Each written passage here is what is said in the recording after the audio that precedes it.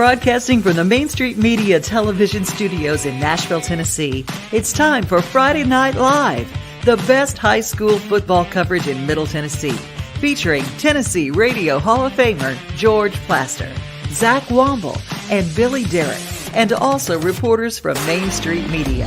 Friday Night Live is presented by the Tennessee Highway Safety Office. Fans, don't let fans drive drunk.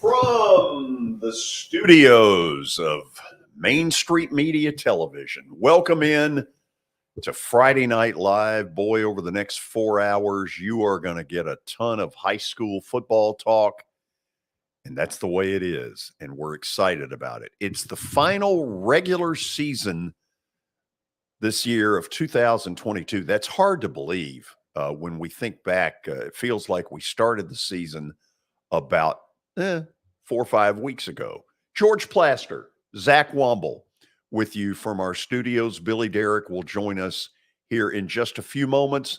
So, Zach, how would you kind of classify this season so far? A good one. First off, a fun one. You know, we had talked preseason. Can I take your wallet, by the way? Is Sure. there any money in here? Depends what you classify as money.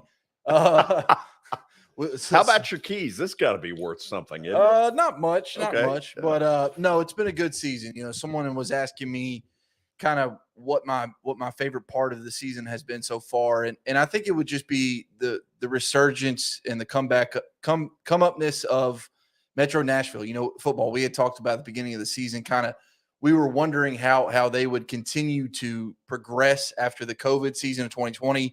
You know, last year they had East Nashville make it all the way to the state championship game. We wondered, could we have more sustained success? Could we have more teams continue this upward trajectory and show that Metro Nashville football is in good hands? That, you know, there were some players that left, but all in all, coached by really good coaches, still good programs out there. And now, you know, you look at Cane Ridge, you look at Overton, you look at the Smyrnas of the world, several Metro Nashville programs doing really well. And so that's been good to see. So give me kind of your gut feeling. Why has there been this resurgence?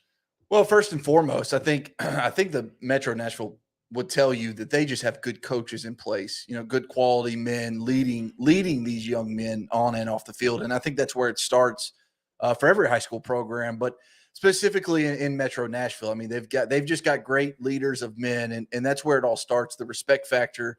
You know, you can just run down the list of names of high school coaches in the Middle Tennessee area, and the respect that they garner is second to none. But then after that, I mean, you still got really good athletes in Metro Nashville. I mean, I know maybe they're more together at certain schools, whether it be a Pearl Cone or a Hillsboro under Maurice Fitzgerald, or like I said, a John Overton or a Cane Ridge or what have you. But there's still really good talent in the Middle Tennessee area. And so when you have really good talent mixed with coaches that care about the athletes, and those athletes know that the coaches care about them, you get the best of what they are. And I think that's exactly what you've seen this year. You've seen a mixture of good players mixed with really good coaches and a little bit of a chip on their shoulder attitude come together and make really good football.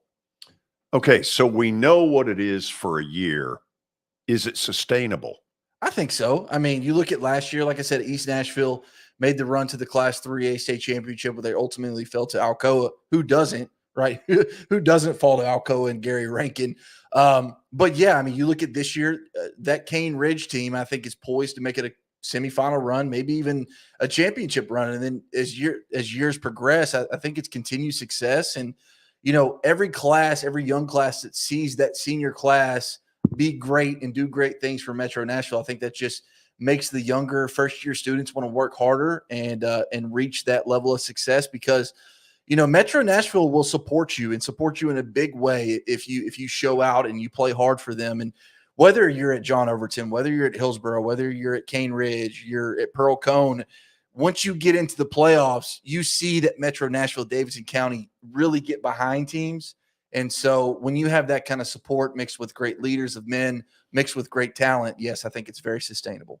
Okay, there are a lot of private schools in and around the area that are doing great things. One of those is Lipscomb Academy, who plays my alma mater tonight in BGA, and that may not be very pretty.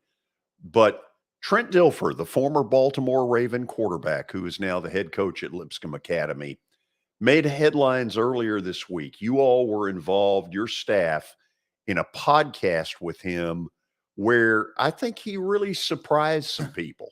Yeah, he did. It was, I think it was out of nowhere, but you're right. The entire podcast, Main Street Sports Today, Main Street Preps Today, or Main Street Preps this week. We have so many shows I get mixed up, but Main Street Preps this week, hosted by Russell Vanozzi, Tyler Palmatier, they had Trent on, and they were talking about a wide range of topics, classification, schedule, things of that nature. And then Tyler Palmatier asked what I thought to be a really great question, and Russell Vanozzi with an equally great follow-up question to get the soundbite that we got. Justin, is it ready? Because I think, I could explain it to you, but let Trent tell you himself. Let's hear it.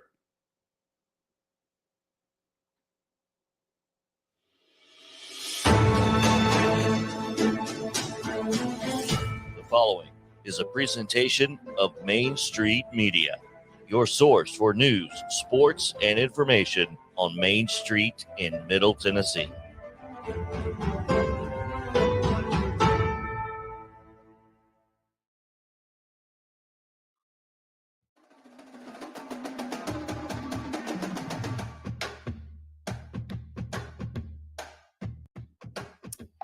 Hello and welcome into another episode of Main Street Preps this week. I'm Russell Vanozzi, joined as always by Tyler Palmatier. And Tyler, it's hard to believe, but we are down to week 11. The final week of the regular season of high school football is here. It's flown by, hasn't it? I know it really has. And we've already seen some region championships finish, but a couple of really good ones are going to be decided this week. So this is really a fun week every year. Definitely.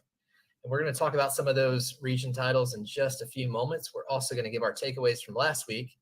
But the highlight of the show is our guest, as always. And this week we've got Lipscomb Academy coach Trent Dilfer joining us.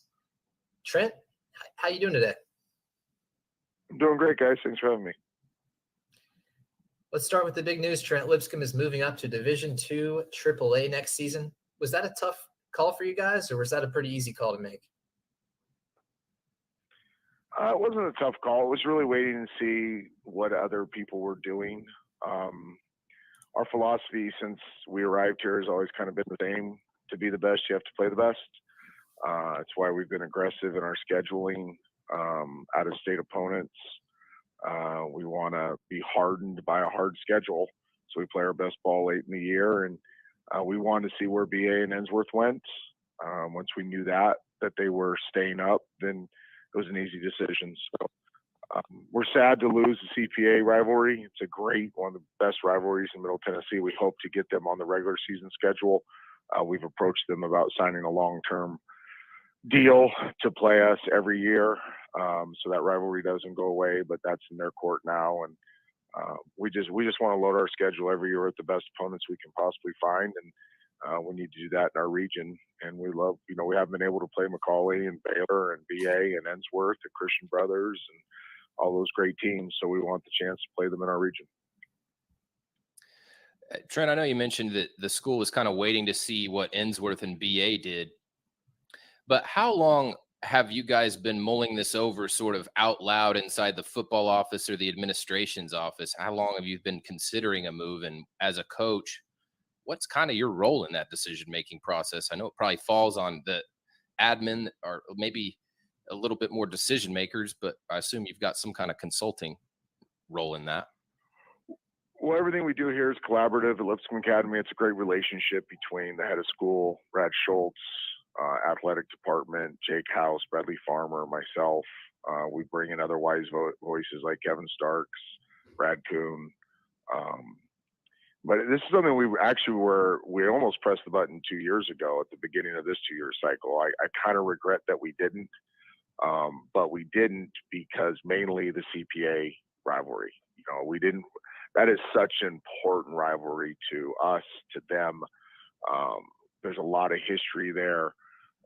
We didn't want to lose that, and we were afraid if we went to AAA 2 years ago that we would have lost that. So that was really the decision 2 years ago, not to make it and not to make the jump. And then this year was, again, pretty simple decision after the 2 years of success we've had in AA. We felt like we needed a greater challenge. And bringing it back to this season, the Mustangs are still unbeaten at 9-0, heading into the final game of the regular season at BGA this Friday. Trent, what can you say just kind of overall about your team performance to this point? Well, they've pushed hard. That was our theme of the year, was push. We knew it would be a giant challenge after we won state last year, that metaphorically, that boulder that we had pushed to the top had rolled back down to the bottom and just gotten bigger. And it was going to take a massive effort by everybody involved to push that boulder back up to the top. And I made it really clear to everybody in the community that it was going to take everybody. It was going to take a full commitment. And to our community's credit, our players, our coaches, everybody involved, they've exceeded expectations. They've relentlessly pushed. The focus has been on going 1-0 every week and getting better the next week of practice. I feel like we've done that. I really believe we're a significantly better team right now than we were in week 2 when we beat the 13th ranked team in the country. So, we worry about us.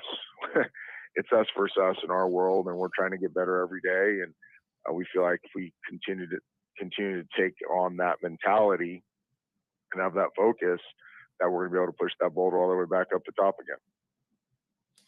again. The game last week, Trent, you guys faced a little bit of tension there with CPA going up early, and then you obviously come back with a really impressive victory. Did you feel like, or could it be good for you guys that you've got a game with some tension and some adversity on the road as you approach the playoffs?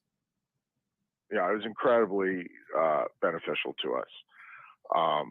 We really hadn't faced any corporate adversity since Thompson week 2. Obviously, all of us go through personal adversity. Our team has gone through a lot of personal adversity. We've had injuries were starting to pop up. That was really the first sign, but I knew something big was coming in football. I have a 42-year-old football life, and you realize something in a 42-year football life, that you're either walking out of a storm or you're entering a storm. So you're either walking out of adversity or entering into it. So I knew something big was coming in a football sense. I'm really glad it happened there. I'm glad it happened the way it did. We literally had everything go against us. I've never been one to complain about things that go on in games, but there were some egregious things that happened in that game that really put us in a bad situation. And to find yourself down 14-0 in one of the hardest places to play in Tennessee, a place we hadn't won in 13 years, then again 21-7, late in the first half, turning the ball over, which we don't do. Like, that just is not part of our DNA. And then to fight back and dominate, outgain them 633 to 147. To really do the things that this is what our calling card is, and fight through all that was just phenomenal for our kids. It just proved what I told them after the game was that was the payoff for all the lonely work they've done for so long. But stuff that nobody sees, the stuff that our kids do that nobody else does in terms of working. And it all paid off because they never flinched. And one guy that stepped up huge in that second half last week against CPA was quarterback Hank Brown. Of course, he's just flourished there behind center, taking over for three-year starter Luther Richardson this season. Is over 2,000 yards passing now, 31 touchdown passes.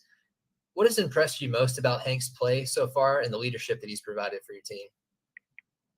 Well, I think it started when he was the backup to Luther. You know, Luther's one of the best quarterbacks ever played in Middle Tennessee, and Hank sat there and took his backup role like a pro. He was relentless in his preparation. He doesn't get any reps. He was a leader, even though he wasn't on the field on Friday nights. He's a relentless worker. He's got great poise. He's got great character. His character is off the charts. And then this year, he took over a big role with a lot of responsibility and a lot of pressure, and he's never flinched. And you really saw it happen down in Alabama when, again, I mean, people in Middle Tennessee can understand how good a football that is down there. And how dominant that team has been for so long. This is Thompson I'm talking about. For him to get hit, I think he got hit 22 times in that game. Kept us in it, capitalized on the opportunities he had. I think it gave him a lot of confidence, and it gave all of us even more confidence that we had the right guy. We had a guy that not just is very talented, but has all the right stuff to play this position for this program. And when you're the quarterback in this program, you're basically an assistant coach. You have a ton of responsibility on you from a leadership standpoint, from a volume standpoint, from a decision-making standpoint. It's the way we train him here. And he's answered the bell again and again and again. And again, I would say this, he, as much as anybody, has gotten better throughout the season. His practices are getting significantly better. There are multiple days where the ball doesn't hit the ground, where there's not a bad decision, where there might be a lag in the energy in practice, and he picks it up. He's everything you could ever want as a quarterback. Junior Sherrill. Last time I saw him, Trent, he scored 6 touchdowns, and they happened pretty fast. I mean, his speed looks elite on a video screen. Obviously, he's a Vanderbilt commitment. Is that going to translate to the SEC? Yeah, it is. It's interesting. That's a great question. We just partnered with a company called Recruiting Analytics, and they have proprietary technology to use AI to gauge in-game speed. And Junior's actually not a super fast 40 runner. Like he doesn't have a very good start. He hasn't worked on it. He hasn't trained as a 40 runner. I think his best time's in the low 4.5s, which is not elite. It's fast, but it's not elite. But what we've learned with Junior is his game speed is elite. It puts him in the top 1 percentile in in-game speed. It what's the word I'm looking for? It translates. If you look at NFL Pro Bowlers right now and what their in-game speed was in high school, it's very comparable to that. Functionally in-game, his athleticism is off the charts. His score by this company, again, this is not me talking. This is an analytics company says that his functional athleticism truly is elite. It translates, as I said, to the best of the NFL when they were this age. So we have some great football players, and he's on the top of that list. And how about the defense? That's a group that's only allowing about 8 points per game, probably a little less than that if you take out the special teams touchdowns from last week. But you've got Caleb Beasley, Edwin Spillman, Brian Longwell, just a laundry list of stars on that side of the ball. What do you make of how that group's playing? It's 5.3. I've done the math. I was pretty disappointed. I've been very disappointed in the 3 special teams touchdowns we've given up this year. There are circumstances around them out of our control. I mentioned that earlier in the call. However, our job is to, kick the ball, cover the ball, tackle the ball, and we haven't done that to our standard. It's probably been really the only thing we haven't done to our standard this year. But if you take those out, it's 5.3 points a game. I would argue that for the last 17 games, we won 17 in a row. There's never been a defense in Tennessee this dominant. I think the numbers prove that.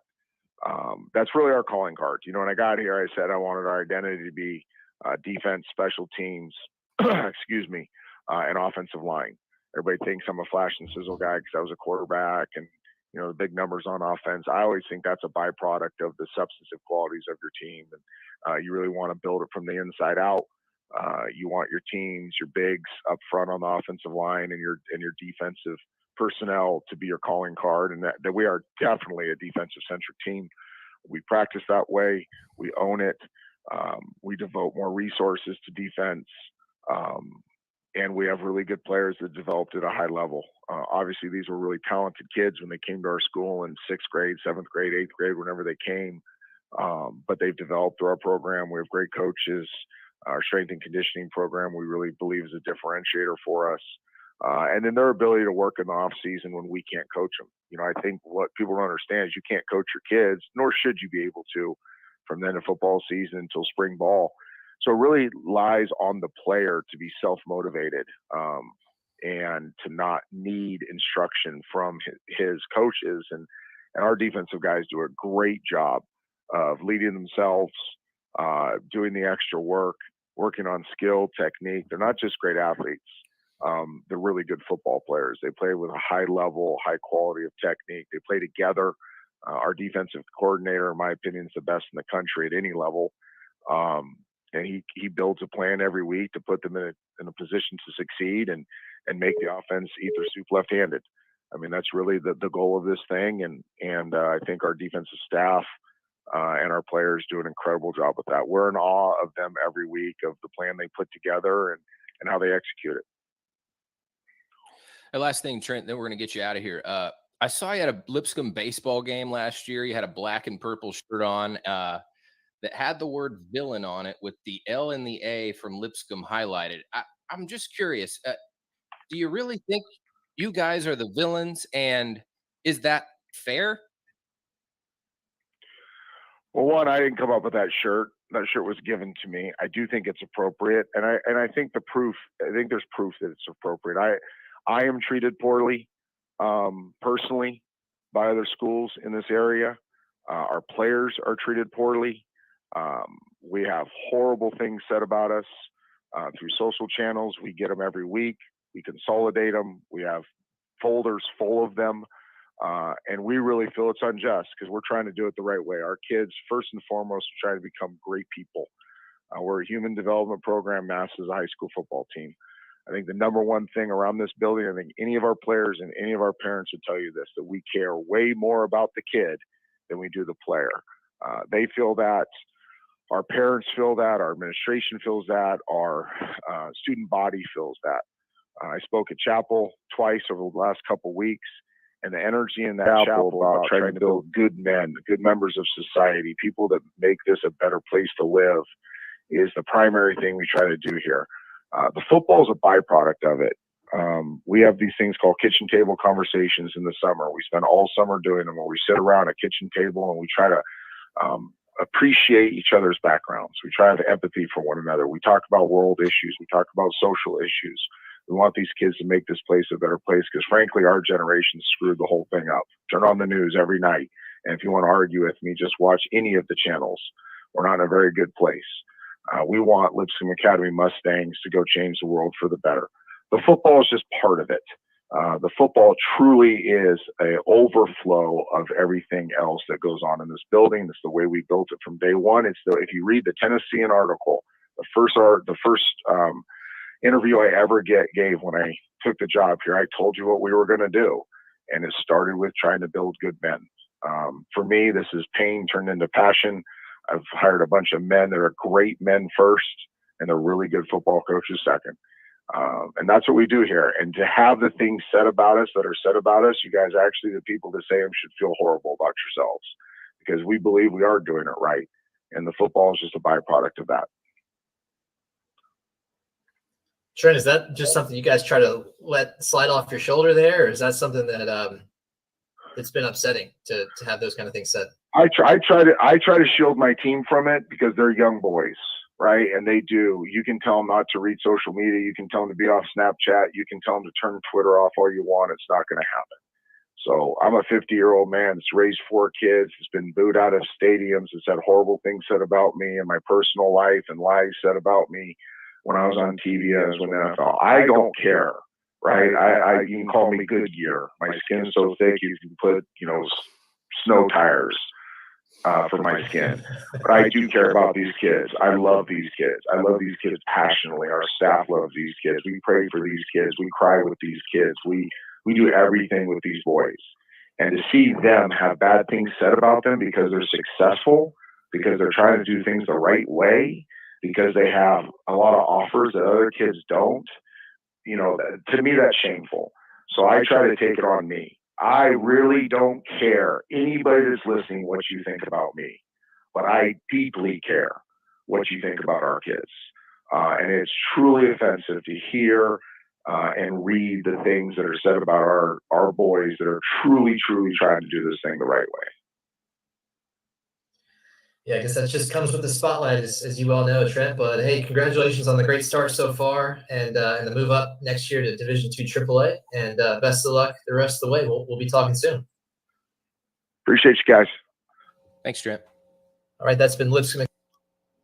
Okay, I know we're going to talk more about this after we go to the commercial break, but Zach, give me maybe one thought about this, because I get the feeling that those guys did not expect the interview to work out the way it did. Yeah, I don't think that they did. But again, as I've told them, as I told you earlier, first off, great question, Tyler, and just a good of a follow up by Russell. I mean, to get Dilfer because clearly they're playing on his emotion there. He's clearly worked up, and he's telling you, how he feels from the bottom of his heart. And so for our guys to be able to ask great questions, to give us that content, first off, great job by them. But my main takeaway from that is, are you aware of what's going on? I mean, do you think that these bad things that are being said are just out of nowhere? I mean, do you think they're just saying them because just to say them? I don't think so. I think you could look at a lot of reasons out there, whether it's the onside kicks up by 5 touchdowns, running up the scores, whether it's having your players commit to universities on another team's field. I mean, you can kind of go on. And so, have a little bit of awareness is kind of what I thought. But that said, if you're talking about high school kids in a negative light, reevaluate your life. Take a step back, go outside and take a breath, because it's not that serious. Listen, like he said, if you want to question him, if you want to get mad at him, if you want to scream at him, do that, because again, he is a man. He's been through those things. But to do those things to a kid who just got out of English Lit second period is crossing a line that we never should cross in society. So again, on one hand, be more aware if you're Dilfer, because these things are said for a reason. On the other hand, if you are attacking these high school kids, be better. Okay, we'll talk more about this issue when we come back. We'll also get into what is the final week of the regular season, which is really hard to believe. The playoffs start next Friday night. We've got plenty more coming. This is Friday Night Live on Main Street Media Television.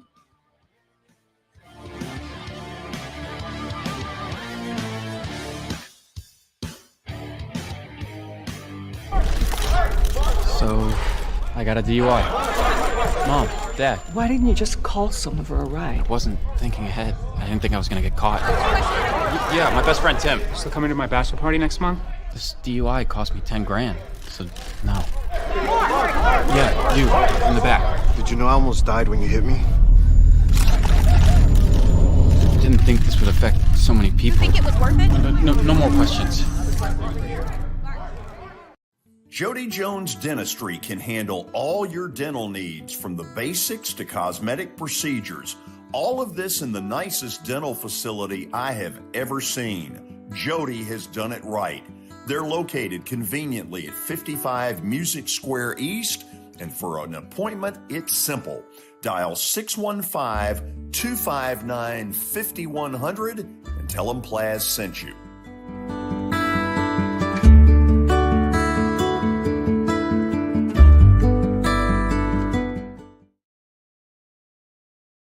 When you're thinking about golf, consider Riverside Golf Links. Under new ownership, the course has improved dramatically. It's now 27 holes, complemented by a 9-hole executive course. Book a tee time now at 615-847-5074 and get ready to enjoy the beauty of golf in the Old Hickory area at Riverside Golf Links.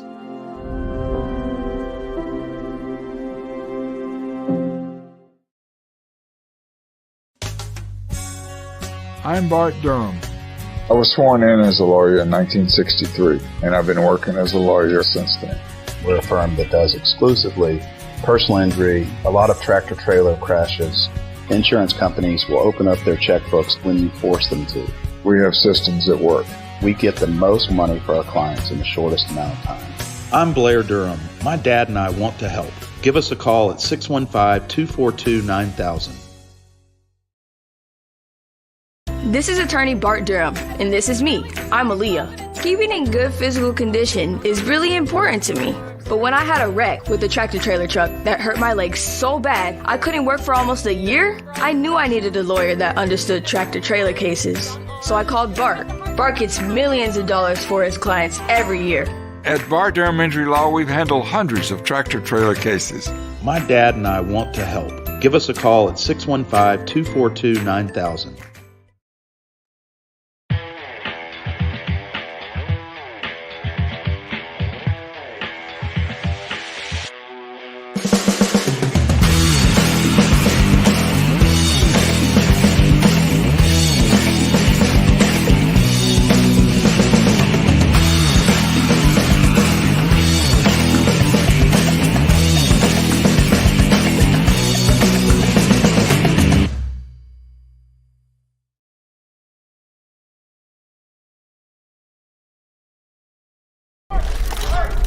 So, I got a DUI. Mom, Dad. Why didn't you just call someone for a ride? I wasn't thinking ahead. I didn't think I was gonna get caught. Yeah, my best friend Tim. Still coming to my bachelor party next month? This DUI cost me 10 grand. So, no. Yeah, you, in the back. Did you know I almost died when you hit me? I didn't think this would affect so many people. You think it was worth it? No more questions.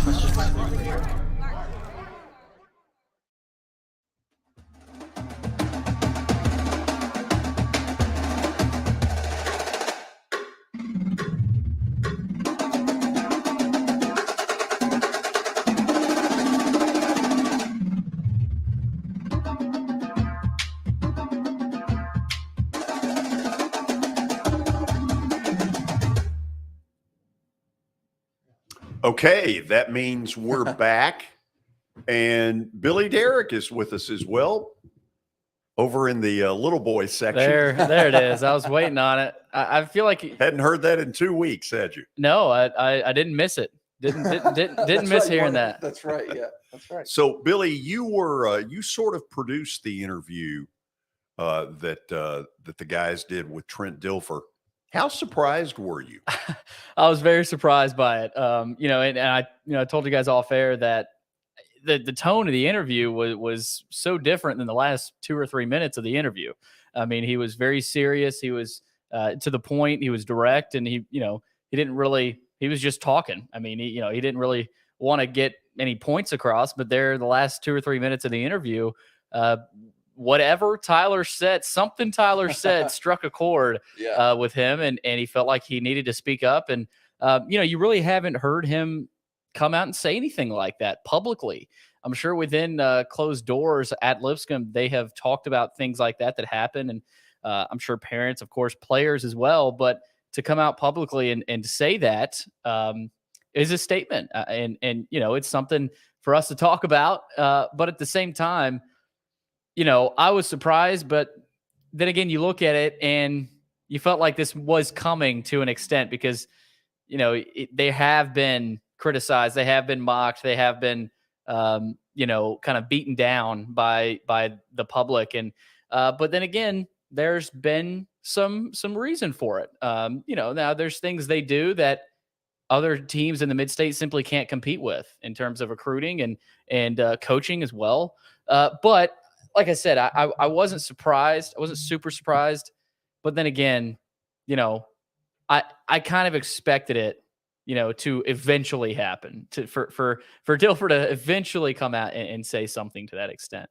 Okay, let me ask you guys this, because where I come from, obviously, is an area where I'm not as wired into the high school community as maybe I used to be. What I do for a living is much more on the college and the pro level these days with all these different teams that are here.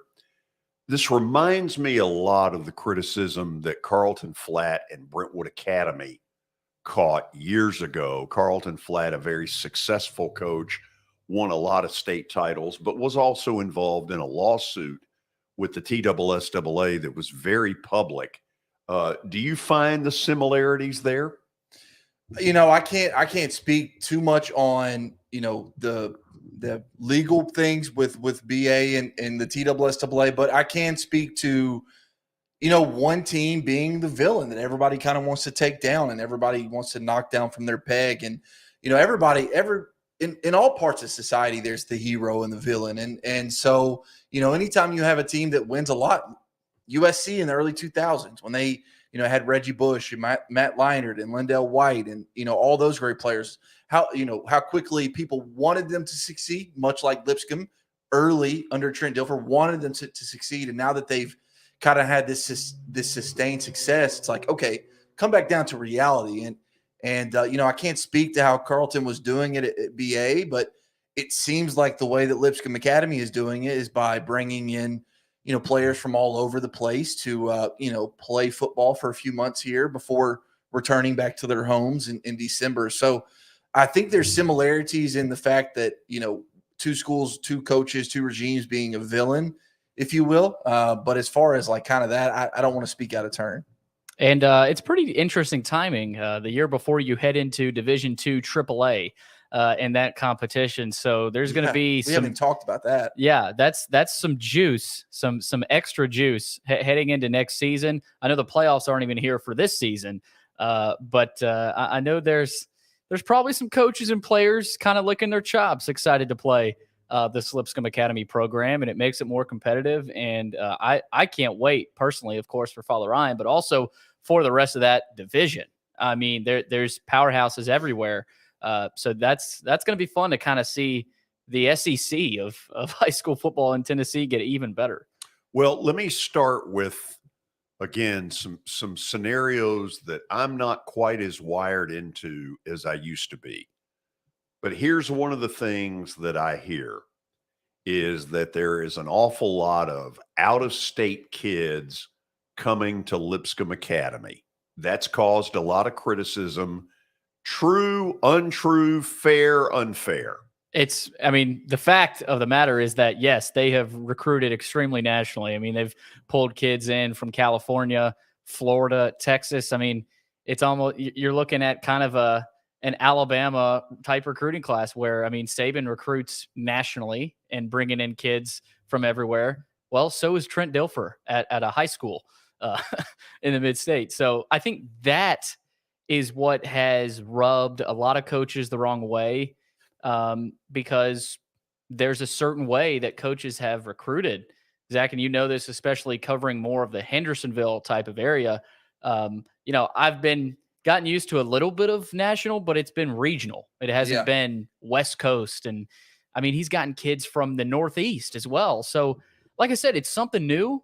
How they've been doing it, I don't know. But that's what rubs, I think, a lot of coaches the wrong way. I think how they do it is prestige of the name. I mean, let's peel it back a little bit and look at who Trent Dilfer is. He's a Super Bowl winning quarterback who runs arguably the most prestigious passing academy in all the land in Elite 11.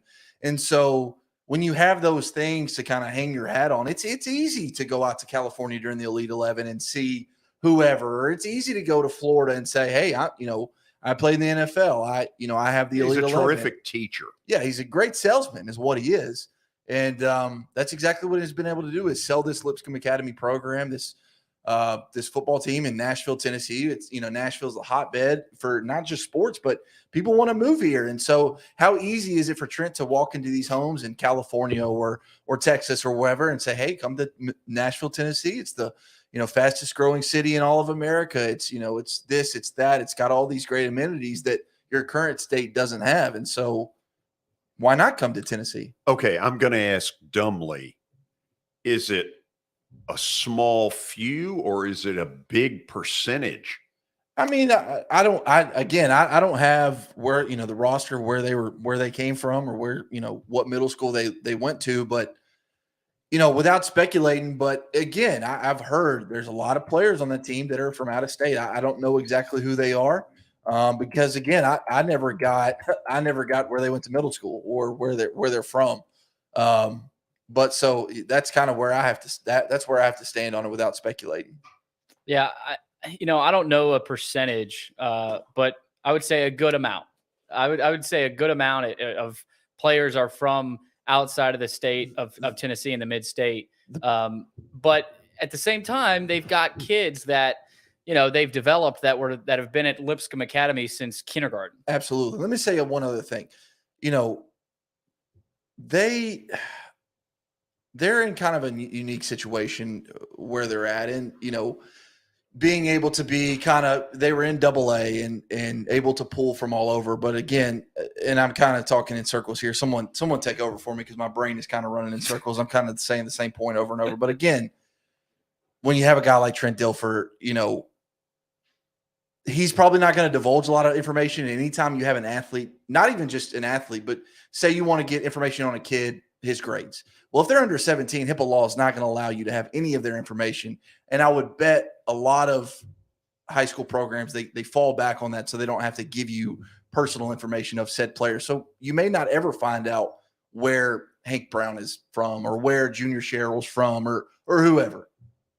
Right. Yeah. I mean, I think we're getting too deep into the weeds here of, this isn't a college program, but no, but the I guess the point is, okay, we've played a tape where some of this has been said, and by Trent himself.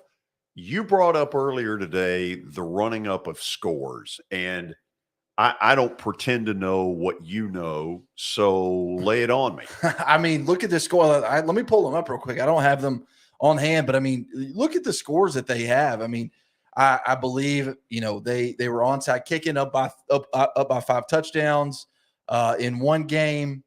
Outside of the nationally prominent game, there's a lot of lopsided victories for Lipscomb Academy. And again, I'm pulling up the scores here as I try to fill it. BGA probably going to catch the wrong end of it as well, but 42-0 over Knox Catholic is not run up the score. 58-6 over Davidson Academy, definitely running up the score because that game was 42-0 at one point, I believe. Again, 52-0 over Good Pasture. They're onside kicking up by 35. What are you doing there? Again, they've got three games against Milton, Georgia, Thompson, Alabama, Calvert Hall, Maryland. You can't really count those, but in games where it was out of hand already, they've had opportunities to kind of dial it back, and I don't think they've done that. And I look at last season too, Zach. Their opener last year, they beat a team from Georgia 76-7, and they also put up 70 points for a second time. They beat Etowah, Alabama 70-10. And they also beat Pulaski Academy in Arkansas 64-28. So it's a common theme. You see scores like that, there's only one thing you can think of, that's not respecting the game and running the score up. And at the high school level. And we have to remember, on the high school level, these are 48-minute games, not 60. Yeah, exactly. So level. It's easier to say that at the high school level. So, and I've seen it myself. Watching games, live stream, hearing things, word of mouth, going to games live, it's happening. Now, I'm not saying Lipscomb Academy is the only school that's doing it. No. They're certainly not. But that's kind of a big case behind it. I'm glad you brought it up, Zach. That's a big selling point when people do criticize that program. Yeah, absolutely. And look for tonight. Look at the score of the BGA game tonight, because obviously these two teams, complete ends of the spectrum. I apologize. Got choked up when he brought up Battleground Academy. I did. I got choked up. That'll teach you. It hurts my soul that they're 1-8, George. I can tell it does. These are two programs on complete opposite ends of the spectrum. Clearly, Lipscomb Academy is going to win this game very easily. But if they're putting up 60, 70 points, you won't be able to convince me it's not running up the score. You just can't. You just won't, because I'm going to look at the stats and say, wow, Hank Brown was playing into the third quarter. You probably could have took him out in the first quarter when it was 35-0. Okay. This is another area that I don't have what I maybe used to have, which was a lot more of the pulse of it. Is there resentment among coaches in the area toward him? Yes. That's a resounding yes. You'll never get anyone to admit it on the record, though. I don't think. No. But answering the question, yes. And I don't want to go any further. But it is what it is, and I think that happens. It probably happens for other coaches. I'm not saying we're not pinpointing Dilfer, but it's the fact. It's the fact of the matter. He's the one that brought it up. He brought exactly, which has maybe opened the door to at least have the conversation about what is what. Look, Trent and I have a past background in radio, and I found, first of all, a terrific broadcaster. In my opinion, big mistake on ESPN's he was part really good to let him go. Yeah. The deal they used to do at the end of the Monday Night Football game, where he and Steve Young and a couple of others would be on the field and they would have kind of a round table. For they me, had some great discussions. Yeah, for me was must listen to television. And I'm not always all that moved, but I was really moved by that. And I would use a lot of what Trent put out there on Monday night because we would have him on Tuesdays. And it was a terrific segment. I would use a lot of what he put out there and then build off of it to talk to him. So up front, as a radio person, I was a big fan of Trent's. I've been surprised by what has gone on here. That said, I don't get out to high school football games. Over the last 4 years, this is what I've done on Friday nights. So I'm not there to form my own opinion. I know it sounds like a cop-out, but I think most of you who know me know I'm not likely to cop out. But I'm never there, so I don't know. Sure. I mean, that's fair. I mean, I think that's very fair to not speculate, not want to put yourself in a bad position. But again, like you said, he opened the door himself by bringing up these comments. And, I think a lot of coaches in the mid-state maybe feel that he's not running the program the way that they feel a program should be ran, win, lose, or draw. I don't know that coaches would maybe have an issue even losing to him if they felt he did it the right way. But I think if you polled a lot of coaches anonymously, they would tell you that they feel like he's not doing it the right way, i.e. bringing in out-of-state transfers, running it more like a college program, having facilities built on campus. And you're thinking, why are we having these built on campus? I remember a couple of years ago having the big stage built before games so that artists could come give performances. It's like, what are we doing here? What do we, this is high school football after all. And I think a lot of coaches maybe feel he doesn't have the same, his values don't align with their values. Yeah. And then one more thing here, George, before the break, they're winning. That's a big thing to keep in mind. If this was a mediocre program, or, even a losing program. Yeah, 2-8, you don't ever hear it. No, but the fact that they're undefeated and as dominant as they have been, that's another reason why I think there's so much talk around it. Okay, I want to ask both of you one more thing, and then we will go to the break. I haven't been around Trent hardly at all in the last 3 years. So I don't know the answer to this, and you all may both say, I really don't know. What does Trent want out of this? Does he want to kind of follow the Dion path, get into the college game? What do you think is the end game for Trent Dilfer in all this? Pure speculation here, but, I would say I would just have to reference what he said in the interview, which is, he's trying to build good young men to be great leaders in the community, post high school, post college. So he's in the human development program, that it's masked by a football program is, I think, the exact words he used. So I guess that's his end goal. Now, does he want to be the greatest high school coach that's in Tennessee history? Maybe he does. Maybe that is his goal. Maybe he wants to be ahead of the Gary Rankins of the world or what have you. Or maybe he wants to get to college. That'd be a question for him. But just judging off of what he said on the interview, he's clearly in the human development program, and that's what he's trying to do at Lipscomb Academy. Yeah, I agree, Zach, too. I'll add this. The way he has built up this program, over the years, you see big rebuilds like this at the college level, but it's pretty rare to see this at the high school level. I mean, this type of a rebuild this quick. So it almost tells me that he's trying to send a message to somebody, some maybe a small college out there, maybe a Division I college out there. Potentially, I'm throwing this out there, but it feels kind of like a message that, hey, you know, couldn't find a good enough start at the college level. So let's prove myself at the high school level. I'm throwing that out there. And you know, I could be totally wrong, but it's that big of a statement that you look at it and say, man, maybe there are some kind of ulterior motives here. But it is an interesting discussion. I mean, we spent the whole hour talking about this, so that's where we're at with it. Okay, we'll go to the break, and then we'll get into a little bit of the final week of the regular season matchups that matter. So stick around. Thanks for being with us. This is Friday Night Live on Main Street Media Television.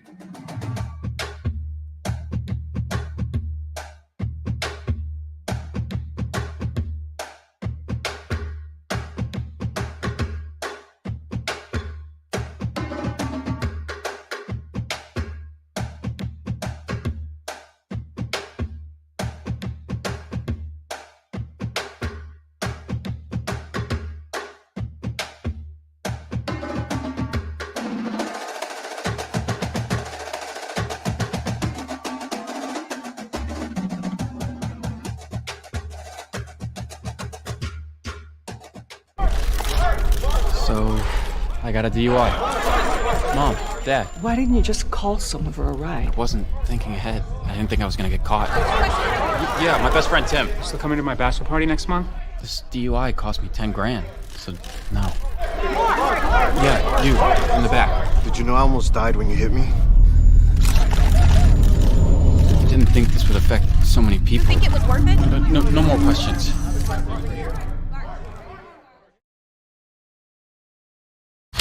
It was just a few drinks. I'm good. I thought it was good. After every game, we always have a few. It's no big deal. It was no big deal. Hey, I can hold my liquor. I thought I could hold my liquor.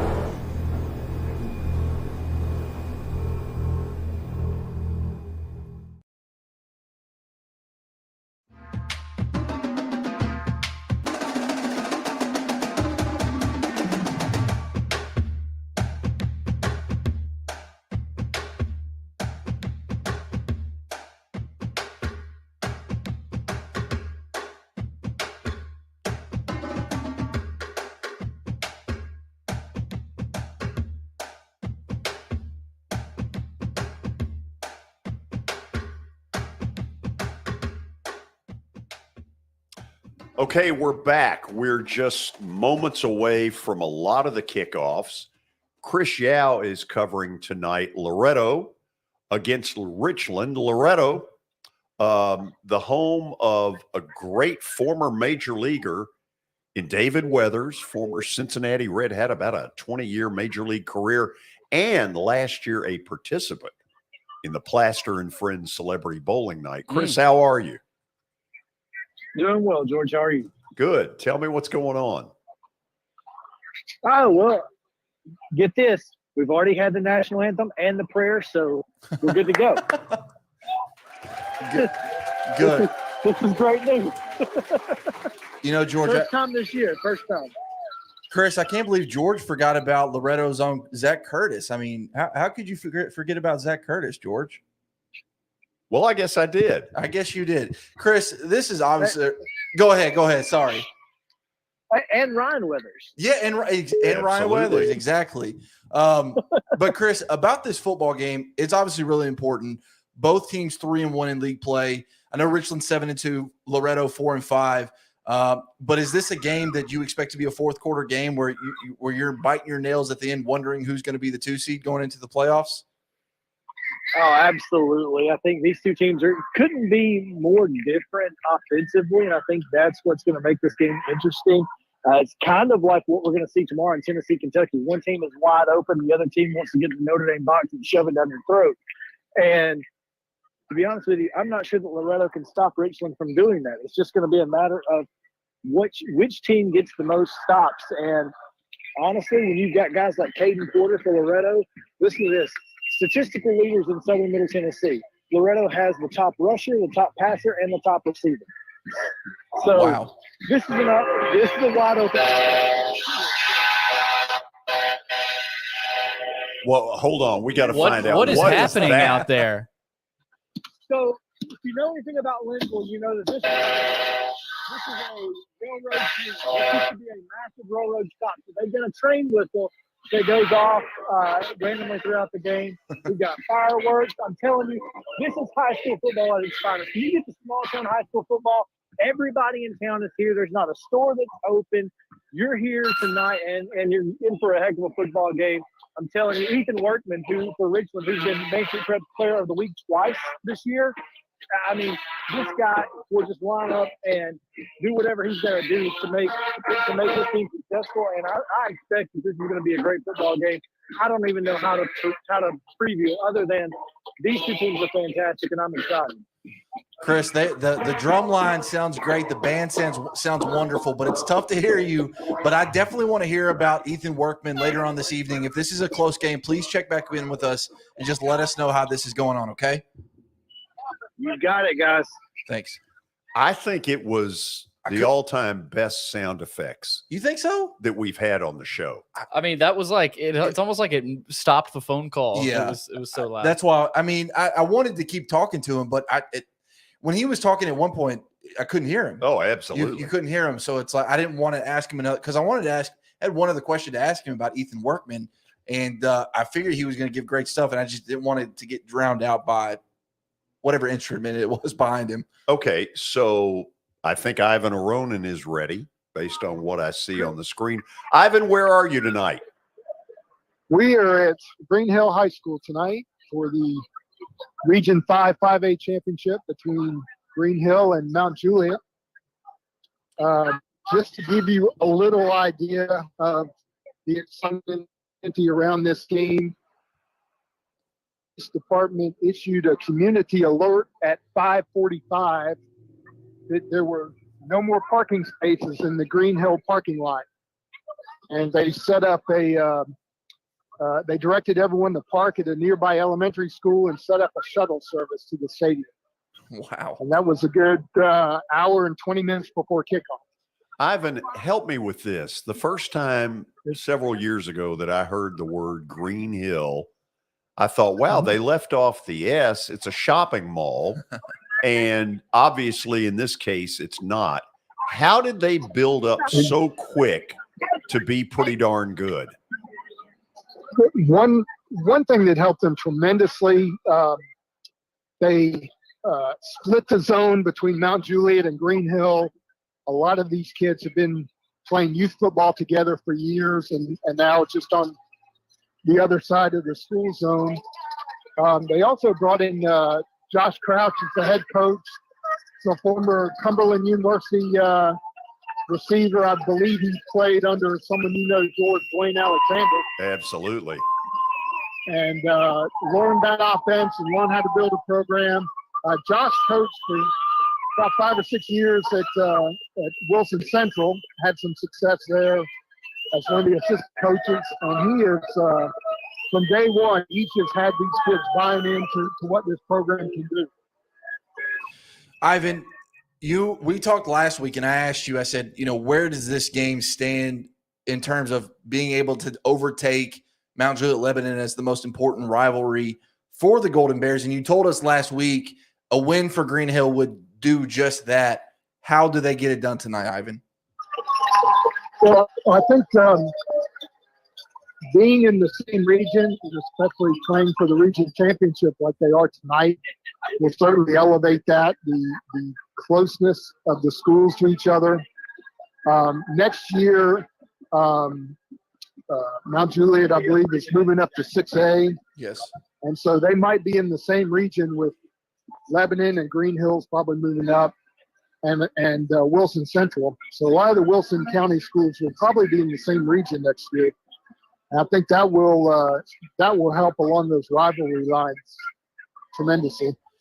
Ivan, I also think you're going to see Gallatin get moved in that region as well. Do you have any thoughts on that? Because, everyone else in Sumner County, Beach, Hendersonville, they're moving down to 5A. Gallatin's the only 6A school in Sumner County. Do you think location-wise it makes sense just to pull the Green Wave in for a 5-team region?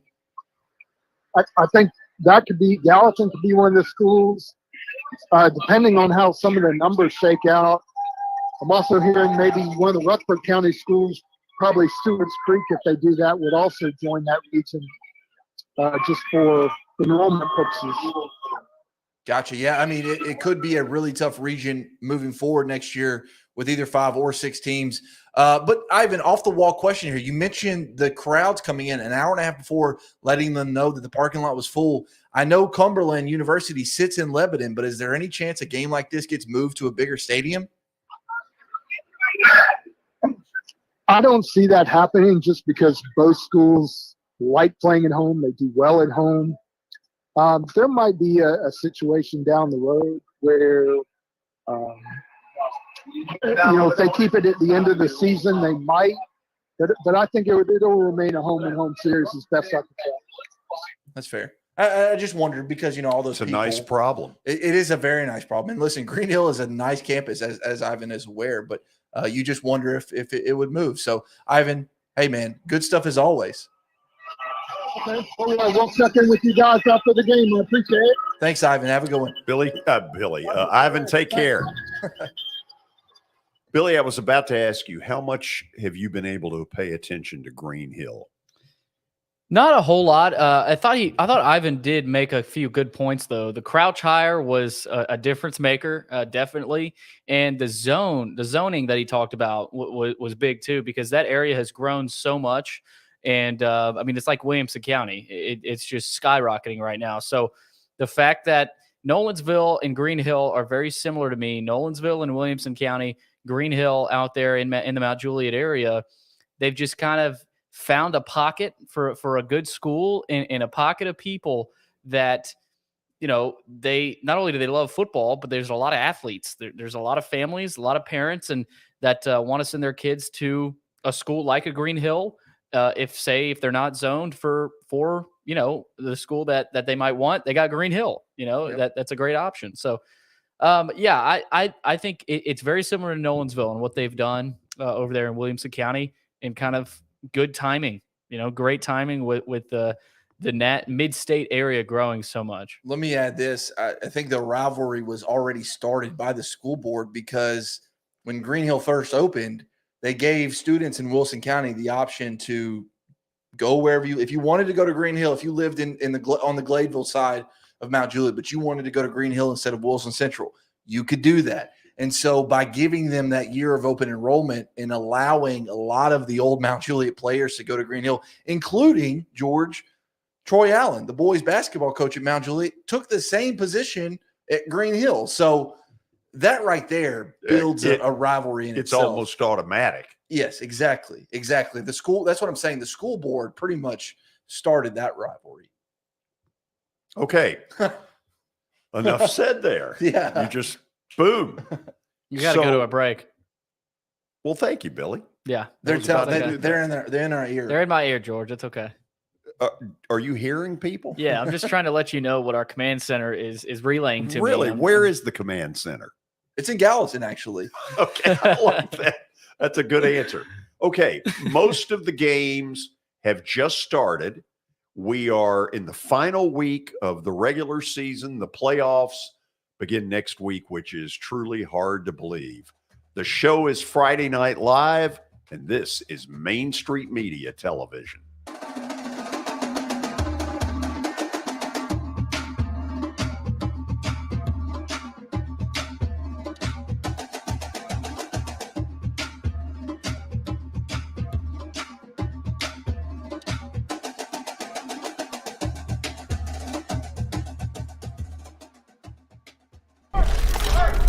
So, I got a DUI. Mom, Dad. Why didn't you just call someone for a ride? I wasn't thinking ahead. I didn't think I was gonna get caught. Yeah, my best friend Tim. Still coming to my bachelor party next month? This DUI cost me 10 grand. So, no. Yeah, you, in the back. Did you know I almost died when you hit me? think this would affect so many people. Think it was worth it? No more questions.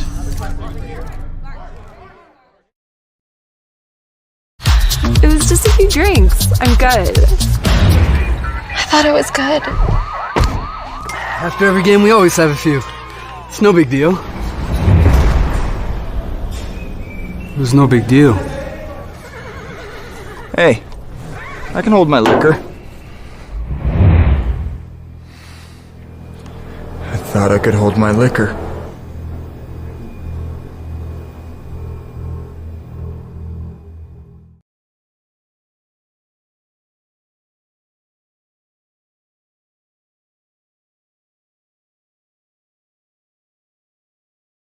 Jody Jones Dentistry can handle all your dental needs, from the basics to cosmetic procedures. All of this in the nicest dental facility I have ever seen. Jody has done it right. They're located conveniently at 55 Music Square East, and for an appointment, it's simple. Dial 615-259-5100 and tell them Plaz sent you.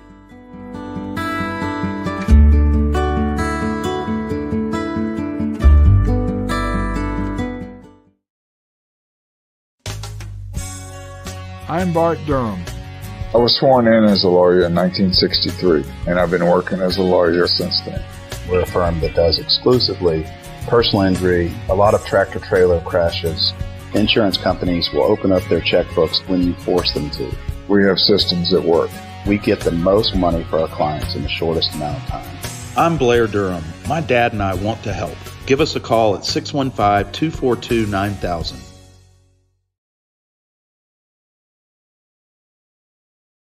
At Miss Lucille's, we go for apple pie. A place that feels like a home away from home. A comfortable place to bring your family from out of town. It's a place where great conversations are had. It's a place where you can shop 200 small businesses in one location. It's a place for you to shop for gifts for any occasion or just to treat yourself. Come on down to Miss Lucille's. You'll be glad you did.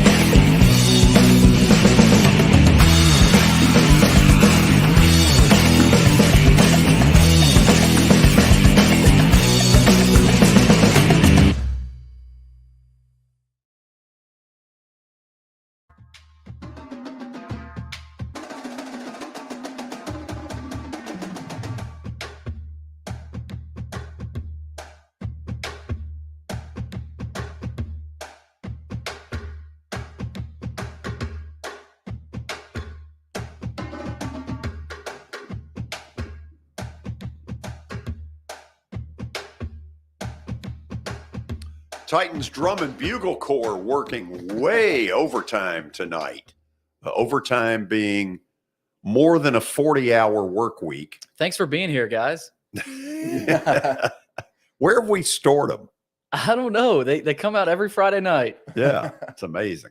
So, okay, this is our final Friday night of the regular season. The playoffs begin next week.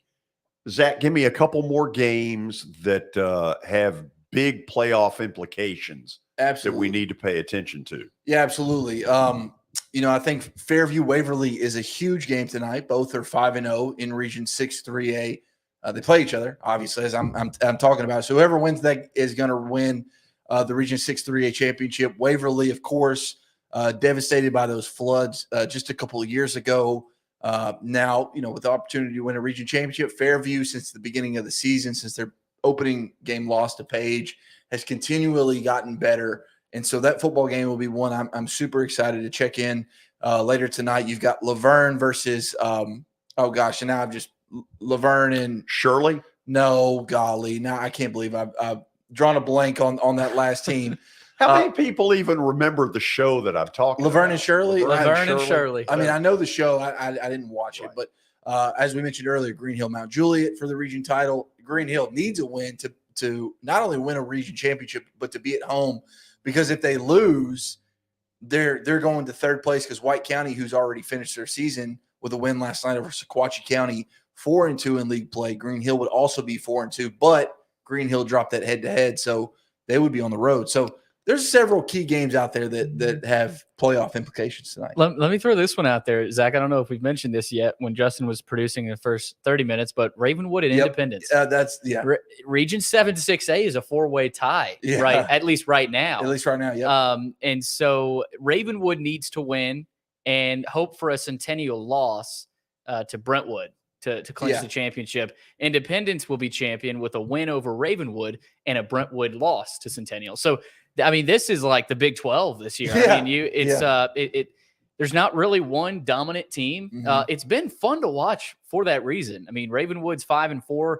They've been playing without Chris Parson. Their quarterback, Maverick Chance, freshman, has stepped in and played really well for them. So that's a good game. Both teams, same record, same overall record, same region record. So looking forward to Ravenwood and Independence. The other game, Centennial and Brentwood.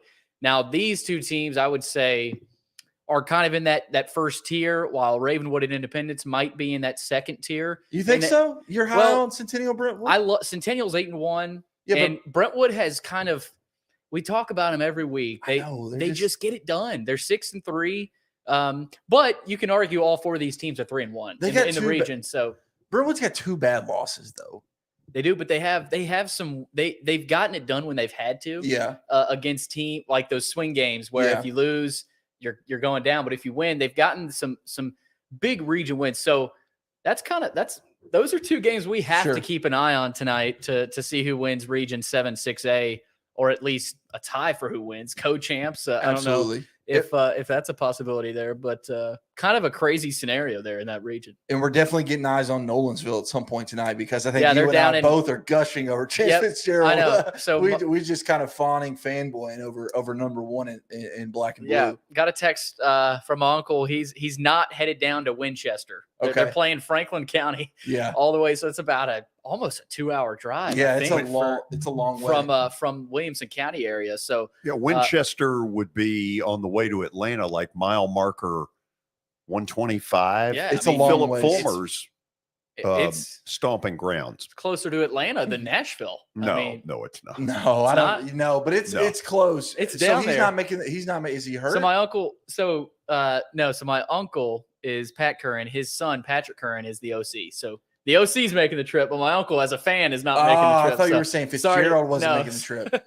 Sorry to confuse it there. Well, because Franklin County, they're in the 2 seed. I mean, Nolensville can't lose that region. They locked it up last week, beating who did they beat last week? Nolensville. They beat somebody last week to lock up the region championship. Yeah, I forget. On TV. It was on TV. Was that last week or 2 weeks ago? That was Page 2 weeks ago. Either way, Franklin County, the 2 seed in that region, going to finish as the 2 seed. So a good football team, nevertheless. It's locked up, but Franklin, that could be a big win for them. Not really for positioning, but just momentum and confidence. Absolutely. But yeah, just excited. We got to try to find that one tonight. Another one in division, real quick. Sorry. No, you're good. Another one in Division 2 AAA in the West Side. MUS at Brentwood Academy. Yeah. MUS is 7-2. BA is also 7-2.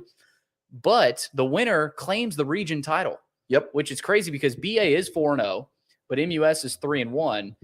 So whoever wins that one tonight claims that Region 2 or Division 2 AAA region out there on the West Side. So, man, I mean, this is the playoffs. I mean, there's a lot of games with implications. So let me ask this question. On the BA side, George McIntyre, it is so weird for me to say that name because I was his grandfather's sideline announcer at Vandy when I was in my 20s. How good is this kid?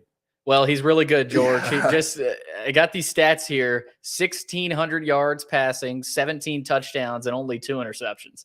And this is his first year starting. And he has an offer from pretty much anybody. I think he got an offer from Tennessee, and so that tells you right there where his offer list stands. And just a sophomore. So what is he? 15 years old at that age, I think maybe. Am I right?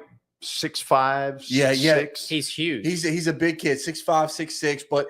And he will, but gotta put some weight on him. I mean, he's a thin frame guy, but the arm talent that he has, the height that he has, the genetics that he has, the mind that he probably has from his the grandfather. football family. Yeah, not only his grandfather, his uncle is the head coach at FIU, formerly at Colorado. In fact, FIU plays tonight. They had a big win. They did have Who a did big win. FIU took somebody. They beat to the woodshed. They beat recently. Charlotte last beat week. Charlotte and got Will Healy fired. And I hated to see that. Will's a good friend. Yeah, but the thing about sad deal. The thing about McIntyre, it's not like he has a Chance Fitzgerald around him. Mm-mm. You know, I mean, he's working with what he's got at BA. They've got talent, but you know, it's not like he's got a couple freaks to throw to. So he's kind of had to. You don't have Lipscomb Academy athletes. No. But he's tough. He's tough. He's a tough kid as a sophomore. Not real big. He's going to get bigger. Sure. But he played really well against Ensworth. I don't know if you saw any of those highlights, but there were some throws where he would evade pressure and stay on his feet somehow and make the throw. So his development is going to be something to watch. Absolutely. You got to figure out who the quarterback coach is over at Brentwood Academy and just pick his brain on what makes him so good. But you're right. I can't wait to see what his offer list looks like, even going into his junior year next fall.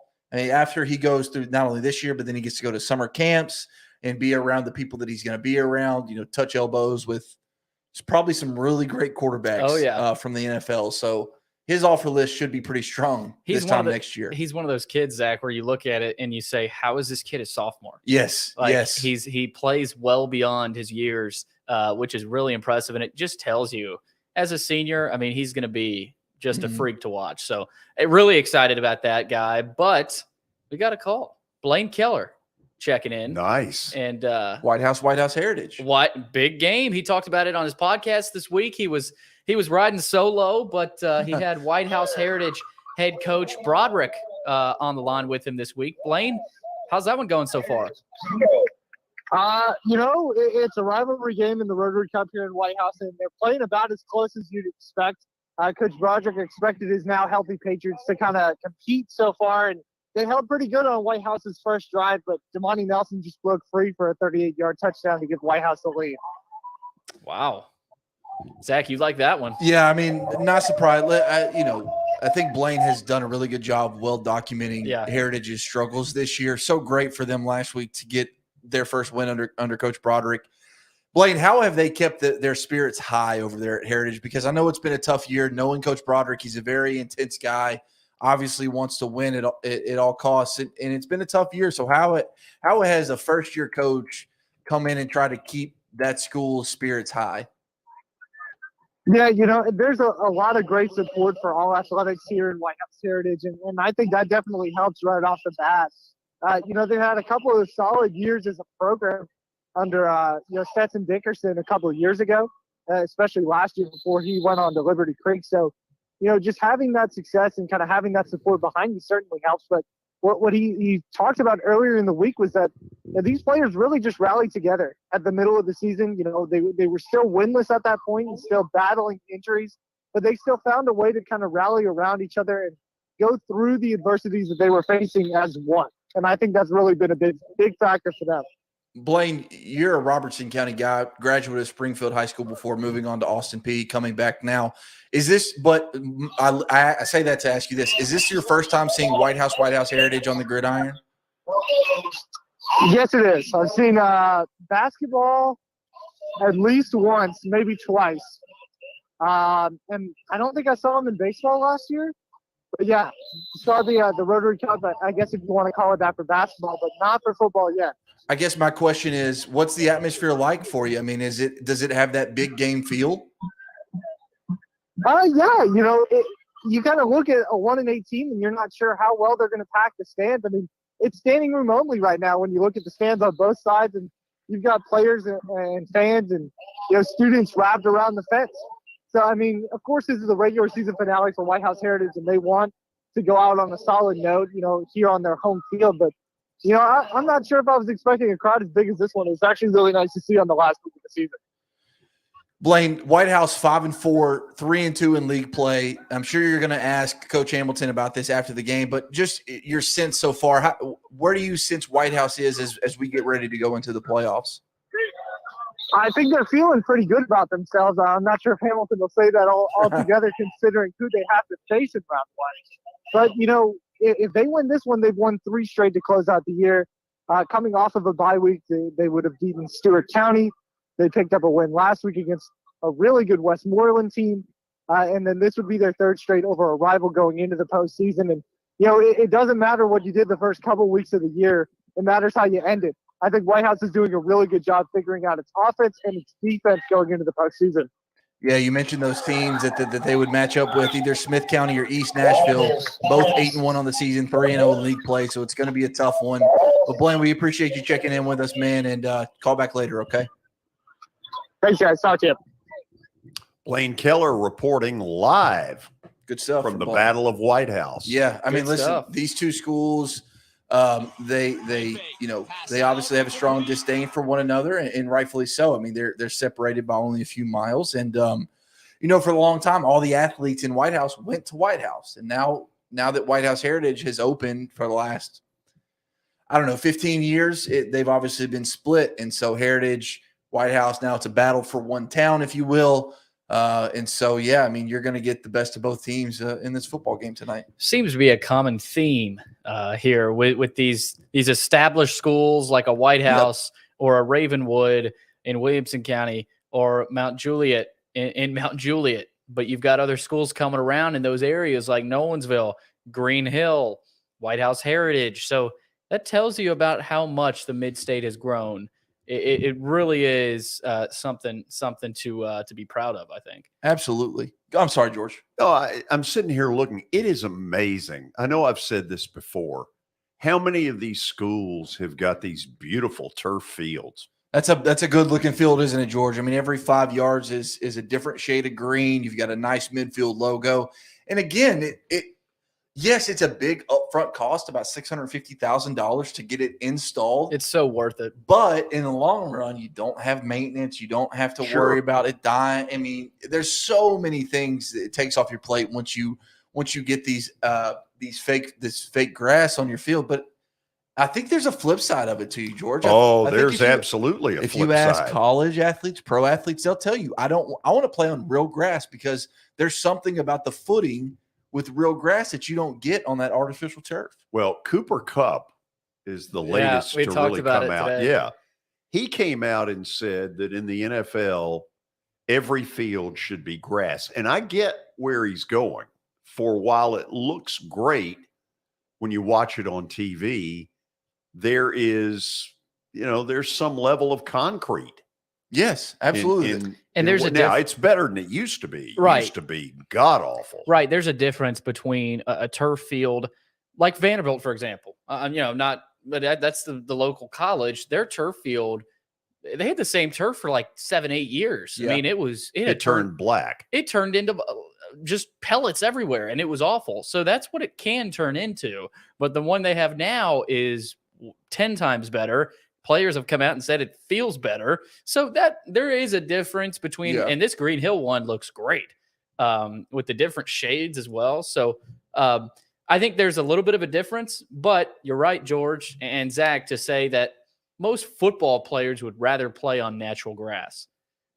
Hey, couple of things that happened today. And you tell me, Billy, if we're close to a break, not close to a break. We're good. We're good. Okay. The legendary Georgia football coach Vince Dooley passed away just before we went on the air today at the age of 90. He had led Georgia to a national title in the early 80s when he had Herschel Walker. And he had been in the hospital recently, had gotten released. In fact, was talking about going to the Georgia Vandy game last week. So he passes away today at the age of 90. Also, Hugh Freeze got an 8-year contract extension, rumored to be about $5 million a year at Liberty. Now, this comes on the heels of Liberty's biggest win in school history. They ripped BYU to shreds on Saturday. But I've got to think that in all good conscience, that if Hugh Freeze signed a new 8-year deal today, that's got to sort of take him out of the Auburn mix once Auburn goes ahead and gets rid of dead man walking. Yeah, I was shocked by that. I was surprised to see that. Really? Well, just because, we've been talking about Hugh Freeze as an option for Auburn, for other schools like this for the past couple of weeks. And then bam, Liberty says, nope. Let me ask you, screw that. Am I in the dark here by thinking that Hugh Freeze will never return to the SEC? Well, there's been a lot of talk about Sankey, the SEC commissioner, not wanting him back in the league. Right. And, my thought to that is, look, I understand it early, but he certainly would not be the first cheater that got back into the league. Sure. And so let's not act like that hasn't ever happened before. Yeah. And so I guess my question has been, if you're Hugh Freeze and you find out that Sankey has basically said, you are not to hire him, is that not a lawsuit waiting to happen? I don't know. I mean, I guess it would be up. Are universities private entities, and would it be up to each individual university to make that call? And would it hold up, in a court of law if he tried to challenge it? I don't know. I'm not a lawyer. Maybe we could get somebody on who knows that. But let me say this: I'm surprised that narrative has been out there for a good while. Yeah, I mean, that Sankey has been very, I don't want him back in this league. Well, he can say he doesn't want him, but if a school decides to make the move for Hugh Freeze, I don't know what. There's not much. I don't know Greg what recourse Sankey, he has. Yeah, I mean, there's not much he can do. Let me ask you this: Hugh Freeze publicly, obviously, was in a bad spot. Houston Nutt does that equate to him? And who else kind of has been in Hugh Freeze's situation? We talk about he wouldn't be the first cheater to Jackie come back. Sherrill. So, okay. Who is that? Jackie Sherrill? Yes. Legendary. Mississippi State, Texas A&M. Right. He's one of the best SEC Texas coaches. A&M, Mississippi State. Yeah. Again. I guess would be He's the also order. coached at Washington State. Pittsburgh. Pitt he replaced Johnny Majors at Pittsburgh the first time. Gotcha. Okay. Good to know. Didn't know that. There we go. Learn something new every day. History lesson. Hey, learn something. I didn't know. Watson, I knew he coached Watson was Jackie Sherrill's offensive coordinator at Mississippi State. Gotcha. Really? I knew he coached in the SEC just hearing of that name, but I didn't know kind of some of the background. But I will say Bobby Petrino is an example. Right. That's why I guess of a coach reintroducing himself to the higher level of college football. We've seen it before. I mean, it's happened before. Definitely not often back into the SEC. But I think if there's a school, I don't think Auburn, I wasn't expecting it. Yeah. But there was so much buzz about it. I mean, I heard Hugh Freeze in 30 different articles. So is it likely? No. Tennessee fans wanted him too before Heupel was announced. Right. So, but I think it's more for the fans. Like I've heard a lot of Auburn fans that at this point, with where that program is, I don't know, is there a good fit? We had Lindsey Crosby on. I think Auburn has taken a step down. Now, they're always going to be Auburn. They're an SEC school. Sure. But as long as Nick Saban's at Alabama, it becomes really hard. Exactly. And here's the thing. The next go round, Billy, they need to hire somebody with Southern ties. Yeah. Okay, this Boise thing, it hadn't worked. That was a disaster waiting to happen. And whether it's Harson's fault or not, and I've certainly got an opinion about what's going on here. But it hadn't been a fit. No, it hasn't. And Lindsey Crosby talked about it. He said Brian Harsin was not a CEO. Yeah. You have to be a CEO as an SEC football coach. Look at Saban. Look at not Jimbo Fisher, but look at some of the coaches that have had success. Kirby Smart, even Josh Heupel right now. I mean, he's doing so much more than just X's and O's. Sure. You have to do so many other things. You have to go to the quarterback club. You have to go do vol calls on a Wednesday night. You have to do things like that, to grab the attention of the fans. And that's what Harsin didn't do. Yep. So I thought Crosby said it well on our show. He basically said he was just a football coach. And look, there are enough people. There are enough people in the South that there are certainly good candidates. But do I think a lot of them back away because of Nick Saban? Absolutely. I mean, I think that's why Auburn got stuck going to Boise State to begin with. I think they tried 2 or 3 avenues and nobody wanted it. If there's one coach that would take on the opportunity, I think, to coach against Nick Saban. Know where you're going. Lane Kiffin. Well, you think so. I agree. But going back to Auburn, why did they ever get rid of Gus Malzahn? That's a bigger question for a lot of universities. Why did Tennessee fire Phil Fulmer? Why did Florida fire Dan Mullen? I mean, I think he's a good coach. Now look at them. I mean, there's a lot of coaches out there. But Malzahn, it's like he beat Alabama 3 times. Well, okay, you could use this same argument on Derrick Mason. Derrick Mason beat Tennessee 3 years in a row. Right. But by the time Vandy got rid of him, that program was in a shambles.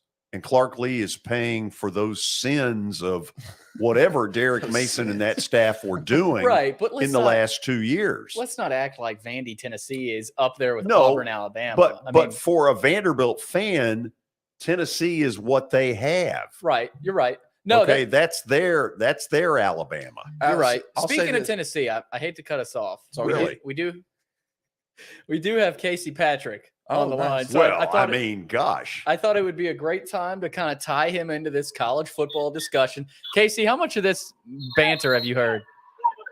I've heard enough to know that I could be Auburn's next head football coach. And I'll tell you what, I could lead them to the promised land. They give me that opportunity, I'll either win or they'll fire me and give me a bunch of money like they do everybody else. Casey, I know that I have put you at the top of the list of people who have to get. I mean, you have to get an interview. We are holy. We're going to the field. Sir. And I think I'm. Here's how they give me the job. If I can talk Bo Jackson into running the offense, they'll let me have it. Well, I mean, gosh, that clears it all up. You're yes, sir. He's a king down there. They let him do whatever he wants. If I get him, I can do whatever I want. That's how it works. Wouldn't it be just easier to get him? Well, I mean, yeah, but I don't know if he can recruit like I can. I mean, y'all hear me talk every week. Y'all know I got the sweet lips. I mean, I'm a good talker now. Yeah, we know you've got those McDonald's bags, Casey. Yes, sir. He said I got those sweet lips. Well, Casey, use those sweet lips and tell me what's going on right now between Sycamore and Joe Burns. Joe Burns just had a long touchdown, about a 65-yard touchdown called back. I'm not really sure what the call was. I was too busy jawing. So, Joe Burns had their touchdown. Yeah, I'm trying. But it's 6-0 right now. Start of the second quarter. We got a pretty even match ball game, I think.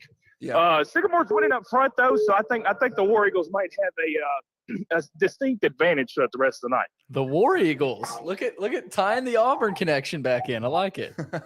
Hey, y'all have no clue how far ahead I am of this. I'd already decided I was going to have that job while y'all's talking about it. So you're not worried about Nick? No, sir. I mean, why would I? I ain't worried about him. That's true. His team is 1-0 against them in the last 365 days. So I ain't never lost a football game to Nick Saban. I ain't never lost a football game to Nick Saban. Oh, we just got a fumble recovery. Sycamore just took over. It's about to get loud here, folks. This is the most packed I've seen these stands here at Sycamore, and they've started to play some really good football. I know it's been a rough 2 years for Sycamore, but the last few weeks, they've been playing some pretty good football. And these folks here, they love it. They're going to head to the playoffs next week. And so the environment here is great. Casey, you mentioned the playoffs. Sycamore 3-6, trying to get their 4th win of the season, but 3-3 in league play. Going to go to either Smith County or East Nashville, who look to be really, really good this year at 8-1 or 3-0. What's kind of your sense for the pulse around the Sycamore program this season, this week? I'll be honest. Of course, I don't want to talk for anybody, but a lot of the folks around here, it had been a real struggle, the last few years. And then last year they brought in John Harrison from Springfield, and he did everything he could just to lay a foundation. And I think they kind of expected that foundation to take over at the beginning of this year, but it took a few weeks. And now I think they're starting to see the fruits of that labor that they put in. and they've got a group of kids that believe they can win football games. They've got big crowds here. This place is packed. It's electric. But I think I don't want to say they're just happy to make the playoffs, but I think they're actually really, really happy to see like a kind of revitalized life among the team. And I think regardless of what happens next week for Sycamore, they're going to keep that type of mentality going into next year. And I think it really builds because Sycamore Middle's they've got a really great program, and they're going to start sending some kids up here, and it's going to turn into something here in a few years. Casey, I know you gave your opinion on it on your podcast, Casey's Take. People can check that out on MainStreetPreps.com. But I've got to ask you about it. You're a huge baseball fan, huge Braves fan. Your arch nemesis are playing for the World Series. Who the heck are you rooting for, Casey? Zach, I'm gonna be honest. I don't think I'm gonna watch a game. I got the Titans have a winning record. I can't really say they're good, but the Titans have a winning record. The Vols are playing good football. I got plenty of football to watch on the weekends. I'm not really worried about that. It's two people that I hate. Two teams, that I hate. So I don't really care who wins. And I can sit here and come up with smart aleck jokes all night long or whatever, but I really don't care about either one of them. I really don't. And they can sit out there and just punch each other on the field for all I care. Well, just an update. Kyle Tucker just took NOLA yard, and the Astros lead the Phillies 1-0 right now in the bottom of the second. So, and Verlander's looking really good so far. Yeah, Verlander, I think he might be immortal. I mean, he's like 39 years old now, and he's still he's looking like his old self so far tonight. He's got a couple of strikeouts. He's going to win the Cy Young this year in the AL too, isn't he? Or isn't he one of the top guys? It's looking like it. He'll be in Atlanta next year. PEDs. Along with DeGrom. Yeah, let's bring DeGrom and Verlander to Atlanta. Yeah, I don't care. I'm not signing the check. I don't care. Let's ask Alex Anthopoulos. That's fine. He ain't signing the check either. Terry McGurky is, I think. But regardless, I don't care. Just start signing folks up. Bring them down here. I don't care. They got to be better than how Morton started. Lord of mercy. And I'll drive you down to the Plains, too. That's fine. I don't care. Oh, Casey, you've got it all figured out, don't you? Yes, sir. I done figured everything else out. I just wish everybody listened to me while I tell them, Oh, I think they start out listening. Oh, we're going to now, Sweet Lips. I think it's a lot like Billy Martin. I think there's a law of diminishing returns. That's fine. That's all right. Casey, real quick, we got to get your pick for Tennessee, Kentucky tomorrow night. Dark mode. I think Kentucky will probably play its best game all year long and still get beat by about 17 points. I'm with you. I totally agree with that. I don't. I'm like so a scared, 45-28 thing. I'm not scared of nothing except God and spiders in that order. I ain't scared of Kentucky. I tell you that right now. It makes me nervous, man. My just existential nightmare. I'm not nervous about it. I'm not really nervous about anything. Tennessee's playing on house money right now because nobody expects them to do any of this. I think they'll beat Kentucky. Yeah, but here's the thing, Casey. If they lose to Kentucky, it all goes down the drain. It all goes down the drain. That's so true. That's so Kentucky. It don't matter. That's so true, and that's what a Tennessee fan would think about. It all goes down the drain if they lose. Listen, battered ball syndrome is real.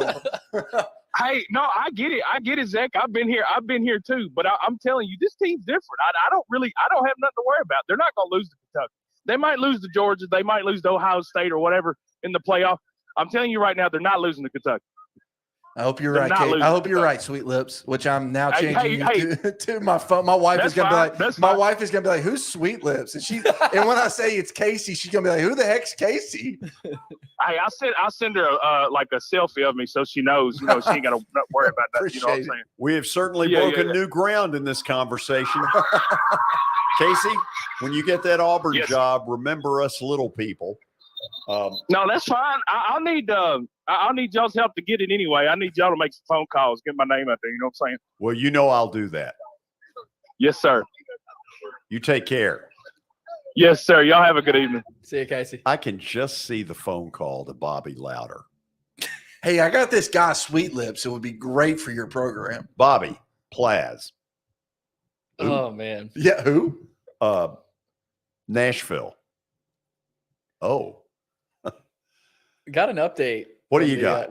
Same update I just gave. Mm-hmm. But Verlander does look really good, and that's kind of scary for the Phillies. Not saying they'll see him again, but if it does get deeper into this series, who knows? So I've been putting Astros this up. Braves thing out there. Yeah, 1 year deal, Justin Verlander. I think it makes a lot of sense. I think it does too. But That's what's You want a scary. 40-year-old pitcher? This one I do. yeah, he's This one is really good. Casey's right. He's immortal. Listen, I'm not going to pretend to know anything about baseball. I don't follow the sport. I just don't have a connection to it. But it's pretty wild. Correct me if I'm wrong here, but that's unheard of. 39-year-old throwing gas? I mean, they're more that are out there than you think. Tim Wakefield. But he's but totally different pitchers. Well- One was a knuckleballer. Verlander throws hard. Does he still throw that hard? He throws pretty hard. He gets upper 90s. So anyway, we need to go to a break. Yes, we do. We do. They're in my ear as So well. really, who is it talking to you? I don't want to divulge that information. No, but nobody seems to want to do that. HQ is hot. Listen, we've got to pay our bills, George. I mean, hey. 7:42. We will do just that on Friday Night Live. This is Main Street Media Television.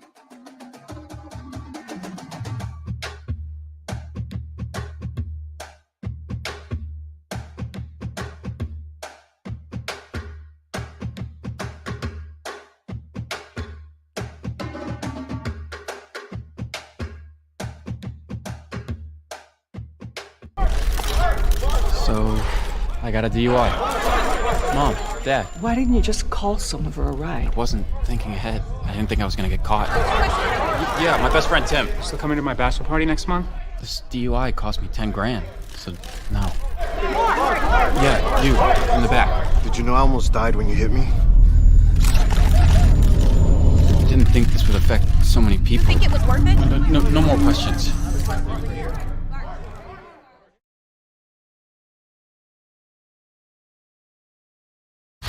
It was just a few drinks. I'm good. I thought it was good. After every game, we always have a few. It's no big deal. It was no big deal. Hey, I can hold my liquor. I thought I could hold my liquor.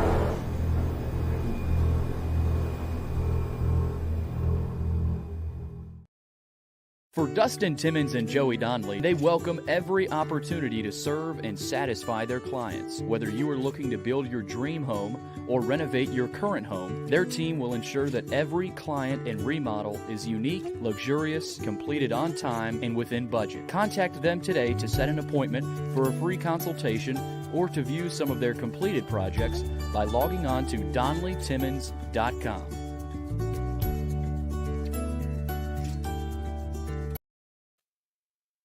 Jody Jones Dentistry can handle all your dental needs, from the basics to cosmetic procedures. All of this in the nicest dental facility I have ever seen. Jody has done it right. They're located conveniently at 55 Music Square East, and for an appointment, it's simple. Dial 615-259-5100 and tell them Plaz sent you.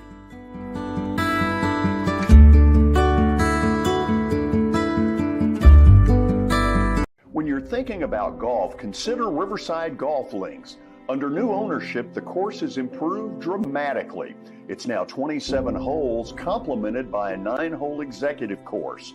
Book a tee time now at 615-847-5074 and get ready to enjoy the beauty of golf in the Old Hickory area at Riverside Golf Links.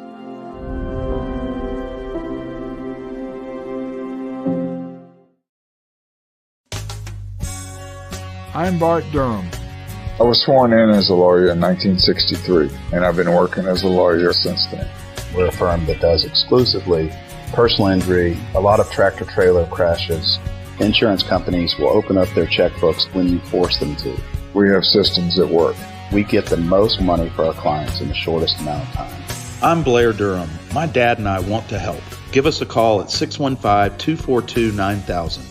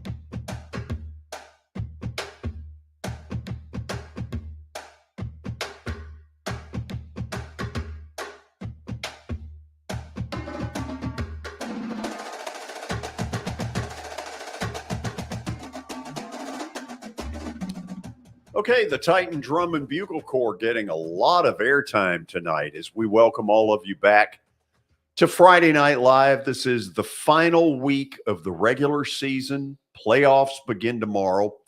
Actually, they begin next Friday. Before we send it to a game, a note that I want to bring up about Vince Dooley. I could not remember earlier today whether it was 1980 or 82 that Georgia won the national title. It was 1980, and Herschel Walker, I believe, was part of that team. Mm-hmm. I brought up 1982. 82 was when they lost, when Dan Marino in Pittsburgh beat them in the Sugar Bowl. Mm. Yeah. No, and 80, so I thought 82 was when the Vols beat Miami in the Sugar Bowl.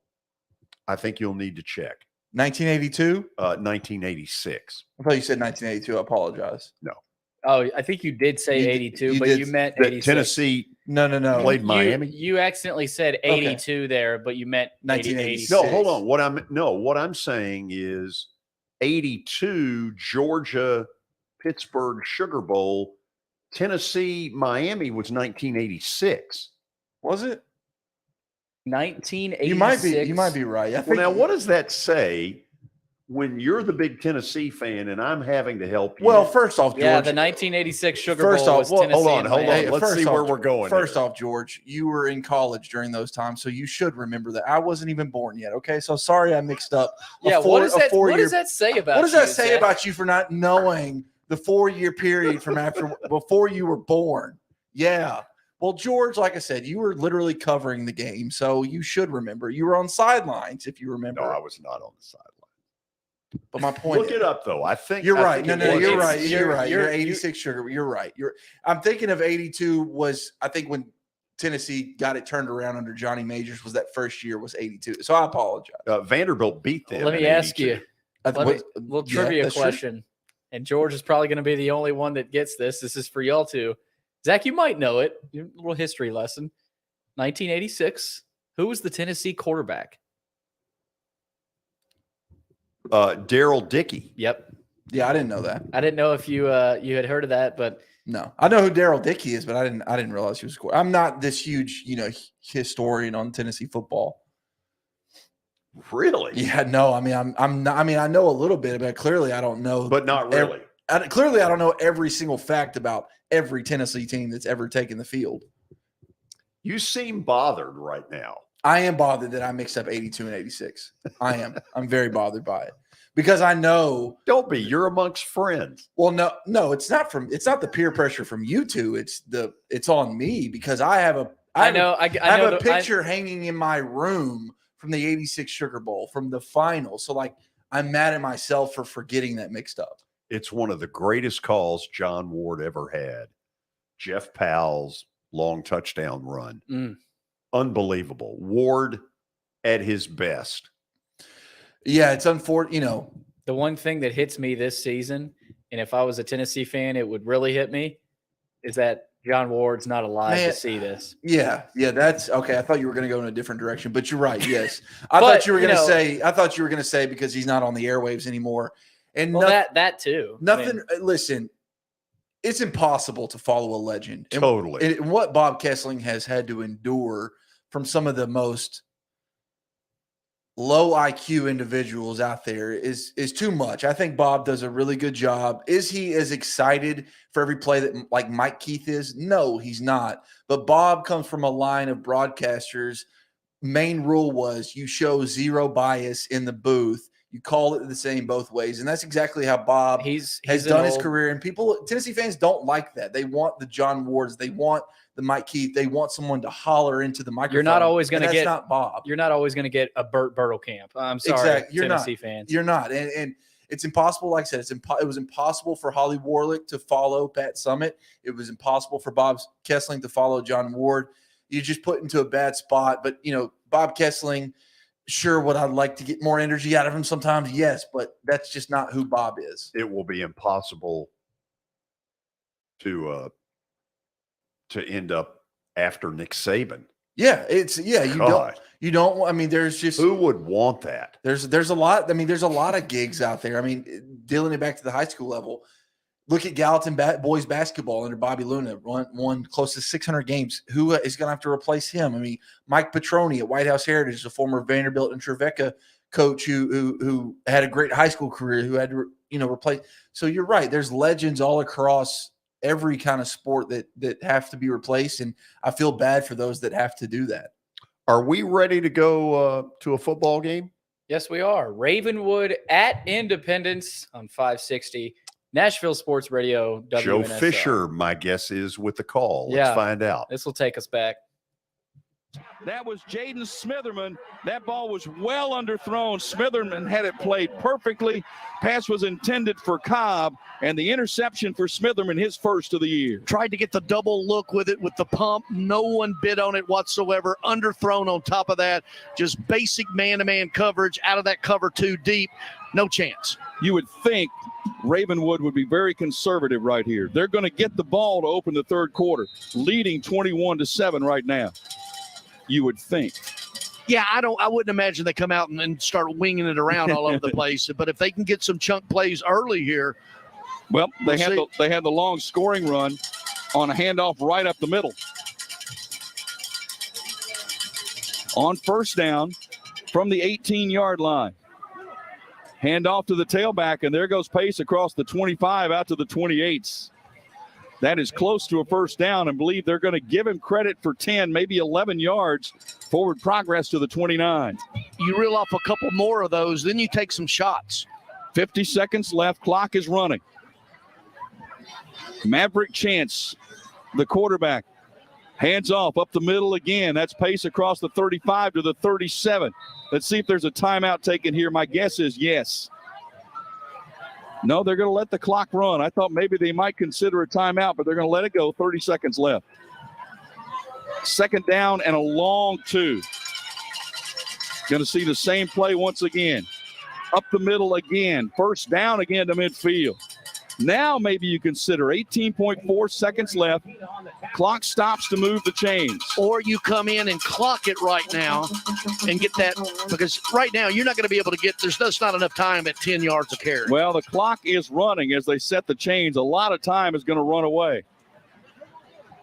Chance with play action. Looking long, downfield far sideline incomplete, overthrew everybody. Was looking for Ethan Smith. Ball was overthrown, and that's going to end the first half. Ravenwood gave up the opening touchdown on the first drive. Independence went the distance, but after that, it's been all Raptors in a 21-7 Ravenwood lead as we head to the break. Well, and the power just right up the middle of the Ravenwood attack. Tackle to tackle, forward, nothing fancy about it, not even the RPO. They just handed it off out of that power eye and pushing that line forward. Carter Pace over 100 yards in the opening half, a couple of touchdowns. And hopefully we'll have a quick visit here with Will Hester, the head coach of the Raptors, who's got to be pretty pleased heading to the halftime locker room. Independence took the opening drive, marched downfield, and scored. But after that, pretty much all Raptors. All right, guys, I got the coach. And Coach Will Hester is joining us. Coach, got off to a little bit of a rough start, but what changed? We just kept playing. Obviously, get a turnover in their area. Great job by our defense to get the stop there, and some big runs out of Carter Pace. He's had a good night and been able to run the football. So got to keep playing hard, get the ball to start the second half here. I can't let them steal a possession with an onside kick or anything, but we're in a good spot. Nothing fancy, Coach, just running the ball straight ahead, tackle to tackle. You were getting that push, and a lot of those 10 to 15-yard gains just came straight up the gut. Yes, sir. I mean, we just got to keep blocking and tackling. That's the name of this game. And the team that does it the best the next 24 minutes is going to come out with a victory. Coach, thank you very much. Appreciate it. Thank you. Coach Will Hester going to the locker room at halftime, Greg, with a 21-7 lead. Got to feel it. As you said, there was no magic in this. This was just line up and run the football, and that's been the difference. Well, they have the size advantage up front, and both coaches know that going into it. And if something's working right, just keep with it. And it was working. They were rolling off 10, 12, 14 yards, just right straight up that right hip or that left hip of that center. And the push of that offensive line was giving it, you would look at it, and that line would be pushed. The defensive line of Independence would be stood up and then pushed back, and the runner runner would just go right past them to that second level. So halftime, Ravenwood 21, Independence 7. Winner of this game will host a playoff game next week. The loser will be on the road for the playoffs that start next week. Stay with us. More in a moment on WNSR Nashville Sports Radio. Sir Speedy is a proud sponsor of high school football on WNSR, Nashville Sports Radio. At Sir Speedy Music City, we provide commercial print, signs, and mailing services to companies all over Tennessee and actually all over the world. If you need anything like that, you give us a call, 615-832-9511, SirSpeedyMusicCity.com. We are a proud sponsor of high school athletics on WNSR, Nashville Sports Radio. Call us at 615-832-9511. Go to the web at SirSpeedyMusicCity.com or email us at print@SirSpeedyMusicCity.com. We are the official sign company of the Mid-State Checkdown High School Football Game of the Week. Did you know there's a place where you can get good neighbor service and surprisingly great rates on home and auto insurance? Yep, and that place is, ta-da, State Farm. Here's the deal. State Farm agent Austin Hardy is your go-to agent in the Middle Tennessee community for the service you desire at the price you want. So stop shopping around. State Farm agent Austin Hardy has you covered. Call 615-810-9999 for your surprisingly great rates today. Like a good neighbor, State Farm is there. Individual premiums will vary by customer. All applicants subject to State Farm underwriting requirements. Welcome back to the Mid-State Checkdown High School Football Game of the Week on WNSR. Here's Joe Fisher. Halftime from Independence High School, Region 7 6A showdown, and the Raptors of Ravenwood lead Independence by a score of 21-7. Senior night here for Independence. Eagles got off to a good start, had the opening drive, marched downfield, couple of big offensive runs by the quarterback, Brooks Sapone, who threw a touchdown pass to give the Eagles the lead. Really, I thought, Greg, one of the turning points, they had the turnover. Independence got the ball inside the 20-yard line after the turnover and did not score. And from then on, it's been all Raptors. Well, and that's what Coach Hester referenced to, getting that stop, getting off the field. You get ready to go down by 2 scores early in this one. But Carter Pace and Chip Cirillo, by the way, longtime sports writer for the Tennessean, now working with Main Street Media, Columbia, Maurice Patton and the crew. Yep. 150 yards unofficially. And I know that's accurate because he doesn't work for Gannett anymore. You had to work that in, didn't you? So, my Lord. So at halftime, thank you, Chip. Appreciate that. 21-7. And you said 150. I mean, he busted the big one, I think was 69 for the touchdown, but had several of those 10, 11, 12-yard runs right up the middle. Well, and then looking at what Chip had, the last 4 carries, 12, 11, and then he had a 10, a couple 9s as well. His yards per carry is going to be well over 10 per. Yep, absolutely.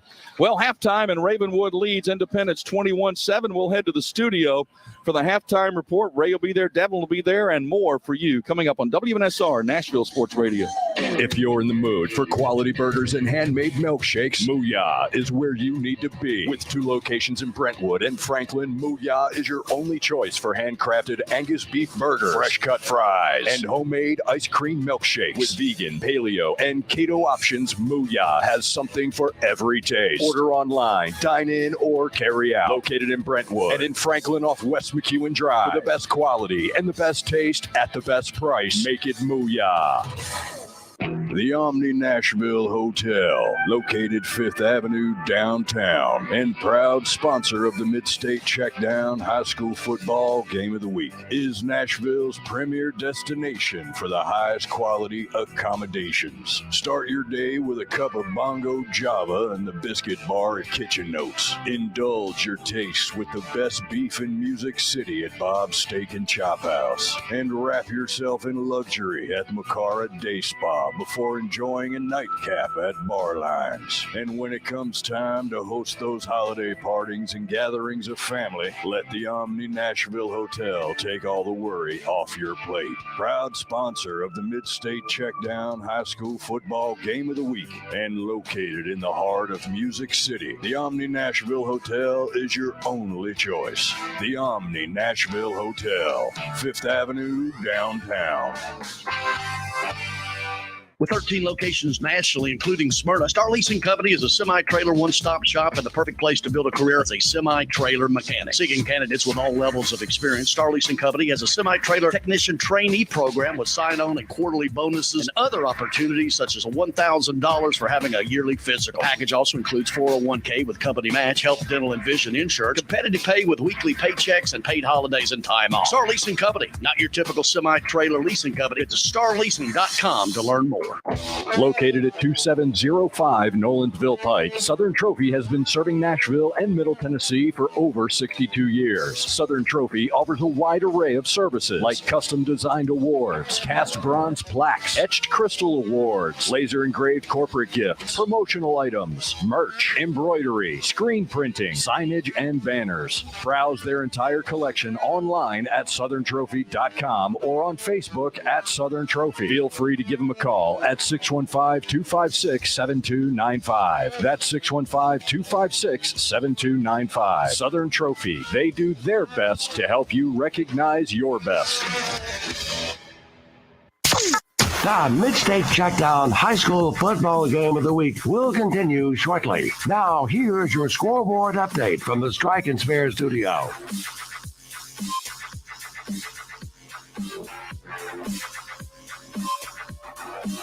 Welcome to the halftime Mid-State Checkdown scoreboard update here. We've got a good one out there at Independence.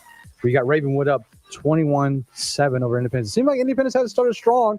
They had a couple, was able to go 85 yards, score a touchdown, was able to get a turnover. And it's been all Carter Pace and Ravenwood. They're up 21-7.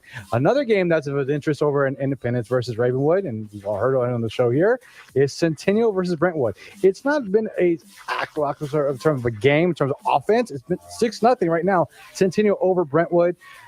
Jackson Love was able to break up a pass within the 10-yard line to force a field goal for Centennial. They are up 7-0. Now, that was blocked by a 4-yard big play pass from Brandon Jones to Kenai Johnson, and they were able to turn that into a field goal. So once again, that's Centennial 6-0 over Brentwood. DCA, Nashville Christian, we got a good one out there. It's 7-all. Riverdale versus Stewart's Creek. Now, Riverdale must beat Stewart Creek to get in. With the win, it'll kick out Rockville. So right now, Stewart's Creek's up 14-7 in that game. CPA up 21-0 over Davison Academy. Another scoreboard for Clarksville versus Gallatin. We got Smyrna 7 up over Overton. Lipscomb 42. The Mustangs are all over the Wildcats, 42-0. And over the Mayor's Bowl, you got 5-0 Mount Juliet taking on Green Hill 4-1. Right now, Green Hill just took the lead with a Brax Lambert rushing touch on the 9th of the year for him. They are up 12-7. Henderson was West Creek. It looked like Hendersonville started off strong. They were able to go 7-0 on Winters Creek. Ever since then, it's been West Creek all them 24-7. Franklin Road right now up 27-0 over Good Pasture Christian. Also, Fairview versus Waverly Central, 20-14. Waverly Central was able to score on the very last play of the first half to put them 14-20. Then you got Oakland all over Rockville, 28-0. Westmoreland 28 up over Harpeth. We got Trousdale County going against Watertown. It's tied 7-all. Marion County versus Mingus County, 14-all there. Haywood 28-0 over Albion County. And you got Rossville Christian taking on Silvio Bay. Silvio Bay's up 38-0. Barreras over Fluco 7-0. McGavick taking on Laverne. It's all Laverne, 14-0 right now. As I said earlier, Westmoreland are up 28 over the Harpeth Indians.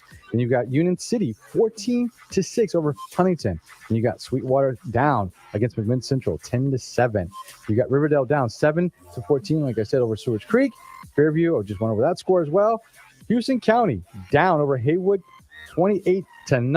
Silvio Bay up 38 over Rossville Christian, 38-0. You've got Laverne taking on McGavick. It's all Laverne right now, 14-0. You got Westmoreland, like I said, over Harpeth, 28-0. You got Union City, 14-6 over Huntington. And then, there's some score over there. Franklin Road over Good Pasture, 27-0. And then you got Nashville Christian taking on Donson Christian right now. It's all Nashville Christian, 21-7. And you've got Overton taking on Smyrna. Smyrna's up 21-6 now. And then we've got the game we're covering here right now, 21-7. Ravenwood over Independence. Then you have White House Heritage taking on White House. It's 0-0 there. And then for last but not least, but you also have Christian take on First Assembly. They're up 21-7. Oh, last one right here. Smith County 7-6 over East Nashville. That concludes the scoreboard update here for the halftime show. A lot riding on right now, Devlin, buddy. I got to give you kudos to Devlin because I am the high school graduate. The high school star is not here tonight. So I've got you here hanging out with me in the studio. I think I have to mention that I did graduate high school. For those of you listening, I did. Eric doesn't say it in the open, but I promise I graduated high school. No, I completely agree with you there. Well, I graduated from high school too. We've all got our GEDs. Well, that would be a high school diploma, Billy. So do you have yours? Yes, not a I GED. A GED would be what you get if you did not get a high school diploma. Wait. Oh, man. Listen, we're both having rough times here. I'm getting 82, 86 mixed up. You're getting GEDs, high school diplomas mixed up. Tough week 11. 82 was the year Tennessee beat Alabama. That must be what I'm thinking of. Yeah. And that ended a long streak.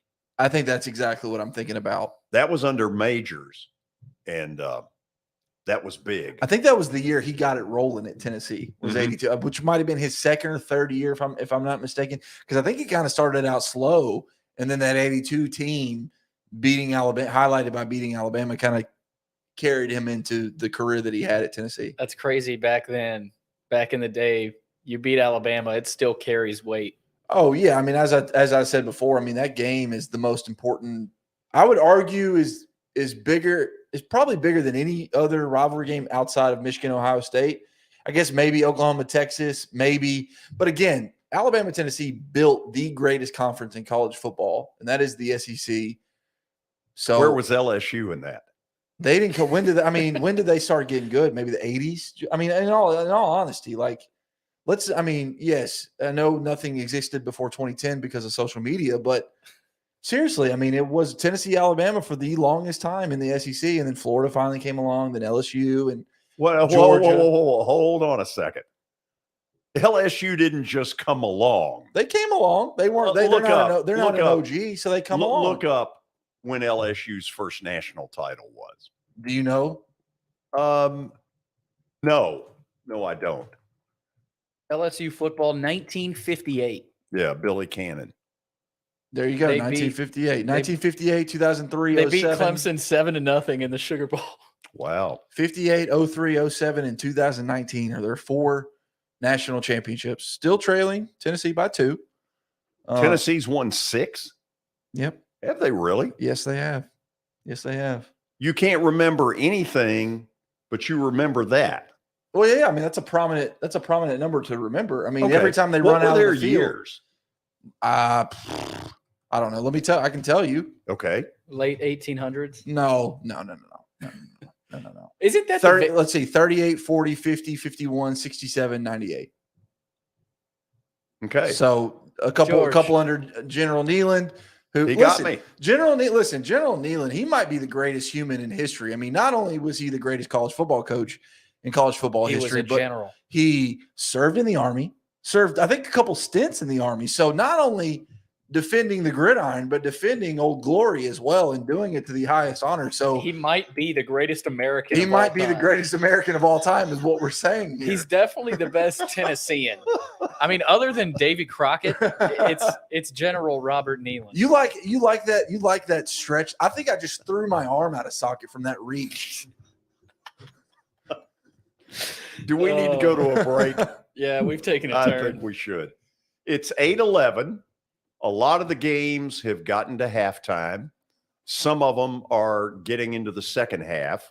Mount Juliet and Green Hill, it's now 13-12. Mount Juliet, about 2 minutes left in the first half. This is Main Street Media Television.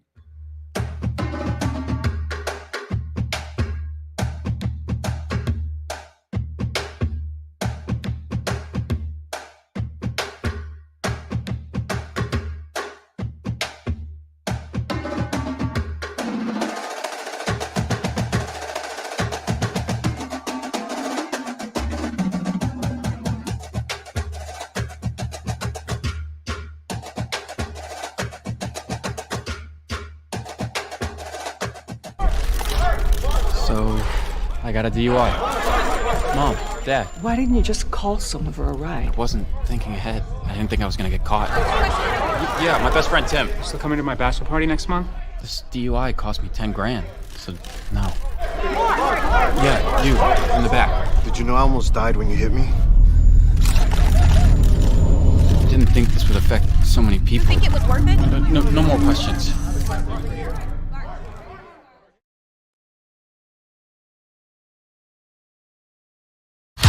It was just a few drinks. I'm good. I thought it was good. After every game, we always have a few. It's no big deal. It was no big deal. Hey, I can hold my liquor. I thought I could hold my liquor.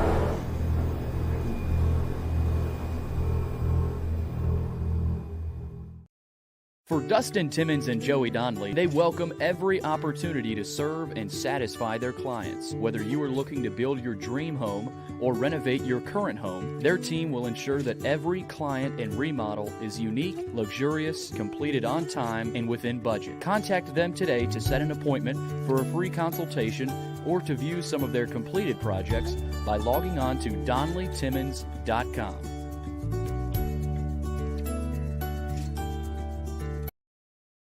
Jody Jones Dentistry can handle all your dental needs, from the basics to cosmetic procedures.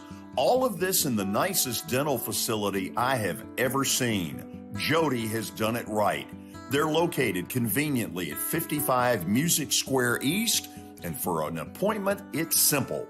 Dial 615-259-5100 and tell them Plaz sent you.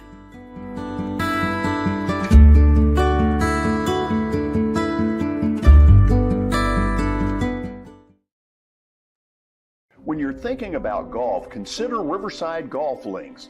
Under new ownership, the course has improved dramatically. It's now 27 holes, complemented by a 9-hole executive course. Book a tee time now at 615-847-5074 and get ready to enjoy the beauty of golf in the Old Hickory area at Riverside Golf Links.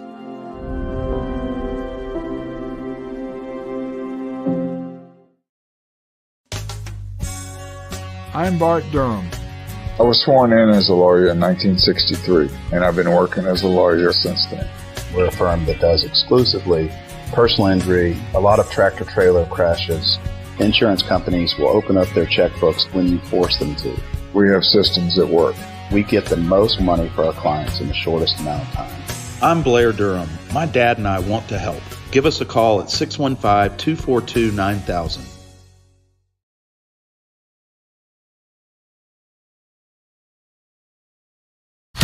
It was just a few drinks. I'm good. I thought it was good. After every game, we always have a few. It's no big deal. It was no big deal. Hey, I can hold my liquor. I thought I could hold my liquor.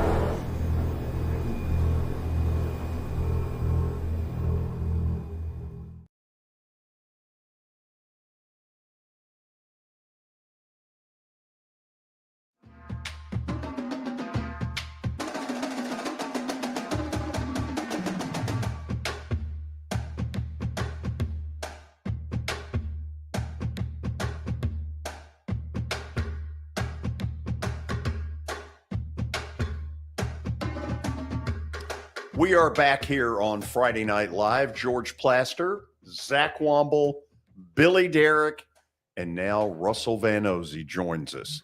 He's got Brentwood in Centennial. Russell, take it away. Tell us what's going on. Hey, George. Well, we've got a real barn burner so far. At halftime, it is Brentwood 7, Centennial 6. That's Big Ten football. Oh, yeah, this is definitely Big Ten football. And I'm okay with that. The pace of play is nice. We might get out of here at a reasonable time. And that's really important when you're trying to write a story, edit a bunch more, and get a bunch of stuff online quickly. So no complaints here, but Humsey Nassar, 69-yard touchdown run. is the difference for Brentwood, and then Centennial had a couple of field goals on a couple of drives that stopped just short of the end zone. So that's where we're at the break.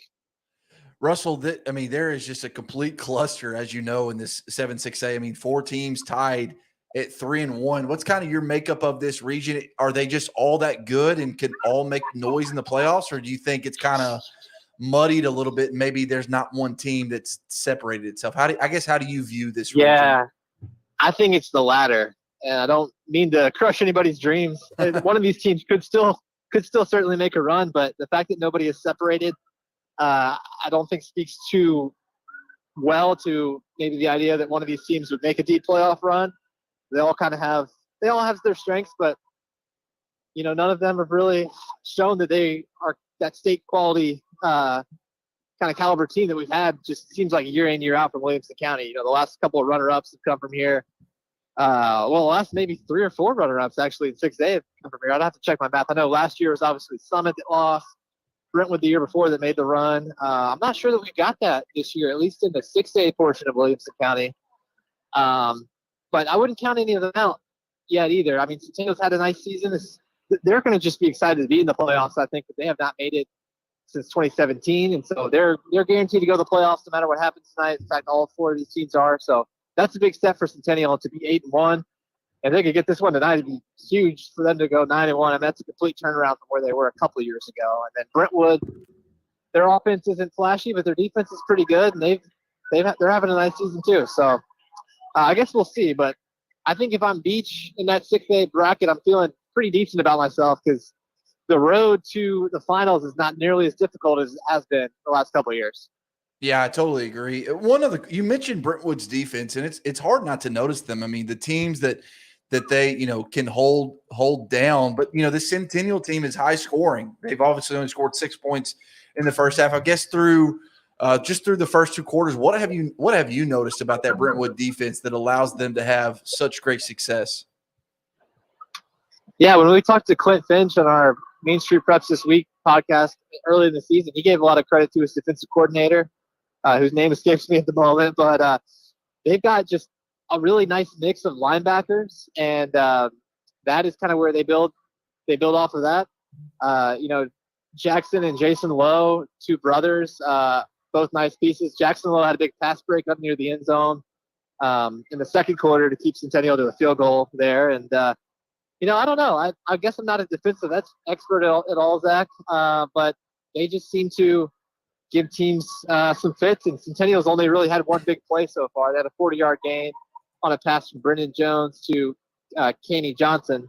But outside of that, Brentwood's really just kind of kept them bottled up, and the 2 field goals instead of touchdowns, that could end up making a huge difference when this one's all said and done.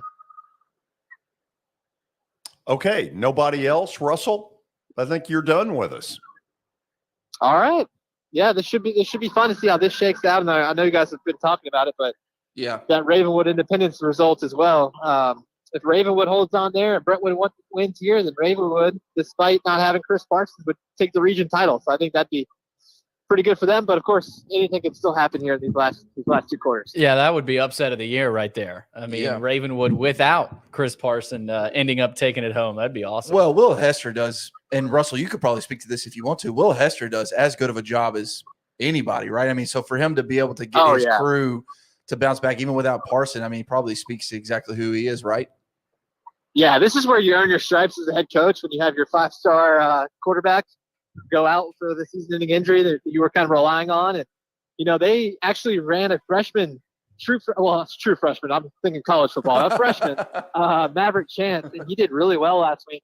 He was like 11 of 13 for 100 yards and a touchdown, and that allowed them to move Cartua Chapman back to running back. He had been playing quarterback, but he's really a running back by nature. So him and Carter Pace are back there now, and that combination with a freshman quarterback seemed to work okay last week, even though they lost to Pope Prep. But Will Hester's pulling the strings and trying to still get it done down there at Ravenwood. Russell, we talked about this a lot in the first hour of the show. Trent Dilfer's comments on you and Tyler's podcast, which was phenomenal. Obviously created a buzz throughout the mid-state this past week, and people are still talking about it. So first off, number one, what was your reaction initially to after he said that? But also, what did you kind of learn and kind of rediscover about Dilfer as a person after those comments? Well, I wasn't necessarily surprised to hear that, just because, I think we've all heard the talk, especially if you're in that private school league in Nashville, and you've seen your team get beat 50-0. I mean, you're not going to be happy with that kind of stuff. So I've heard the rumblings, and it's not too surprising to hear that there's been negativity because, Trent Dilfer he's from California. He's an former NFL quarterback. He's loud. He talks a lot, talks a big game, and he backs it up. But that's going to rub people the wrong way, especially the opponents in an area like this where maybe we're not as used to that. This isn't a big media market. This is high school football here. I guess maybe until recently has been a little more pure, I would like to think. So I'm not surprised to hear that maybe Dilfer and the Lipscomb Academy stuff has not been accepted too well. I do think it'd be different, and maybe it'll change with their competition now moving up to the bigger division. That might help a little bit, just so they're not beating up on FRA, Davidson Academy, Good Pasture, BGA. I think all those teams are tired of it, obviously, but the better competition might help, and maybe someday, even playing a bigger schedule than that, playing more national teams would help too, because that's really what Dilfer has wanted to build this whole time, as a national power, and it's not really fair, in my opinion, to have a national power playing Davidson Academy with a bunch of local kids around. So I'm not surprised to hear that, but that also doesn't excuse, if people really are saying awful things to him and the team, I don't think that excuses that stuff either. So I hope that this move to Division II AAA is good for them and brings a little more parity to Lipscomb and their schedule, because, what's happened the last couple of years, I guess, really hasn't been all that fun for anybody involved to see a blowout every week. So, that's pretty much my take on that. Russell, is he a long-term high school coach? I don't know. Yeah, that's a great question. He called this job his calling when he took it. His story, I don't want to mess up his story, but I know that he had a son that passed away at a very young age with an illness. And that was obviously a very painful experience for his family. And so coaching has always been something he's wanted to do. He's wanted to help, because otherwise he just has daughters. So he never got the chance to coach his own son. And I think he feels like, he's coaching all these boys at the high school level is kind of a way to maybe connect with that side that he didn't get a chance to do. So he says it's a calling. Will it be at Lipscomb for years and years? I don't know. If something bigger comes calling for him, I wouldn't be shocked if he took that, just because, he's got the chops to do it. I think he's got the know-how and the really kind of the marketing and the charisma that you need to coach at a higher level, like college or something. So I wouldn't be shocked, but I don't know. For now, it seems like it's going well at Lipscomb. But I will say, after our interview the other day, and him saying that he's not been treated well, he sounded kind of frustrated and tired. So I don't know. Maybe that'll end up being something that kind of wears thin on him over time, and he'll decide to go somewhere else. But until that happens, I guess we'll just have to see. Russell, I have one more for you, if you don't mind. In your last kind of comments sway my question, but I still want to ask it for you.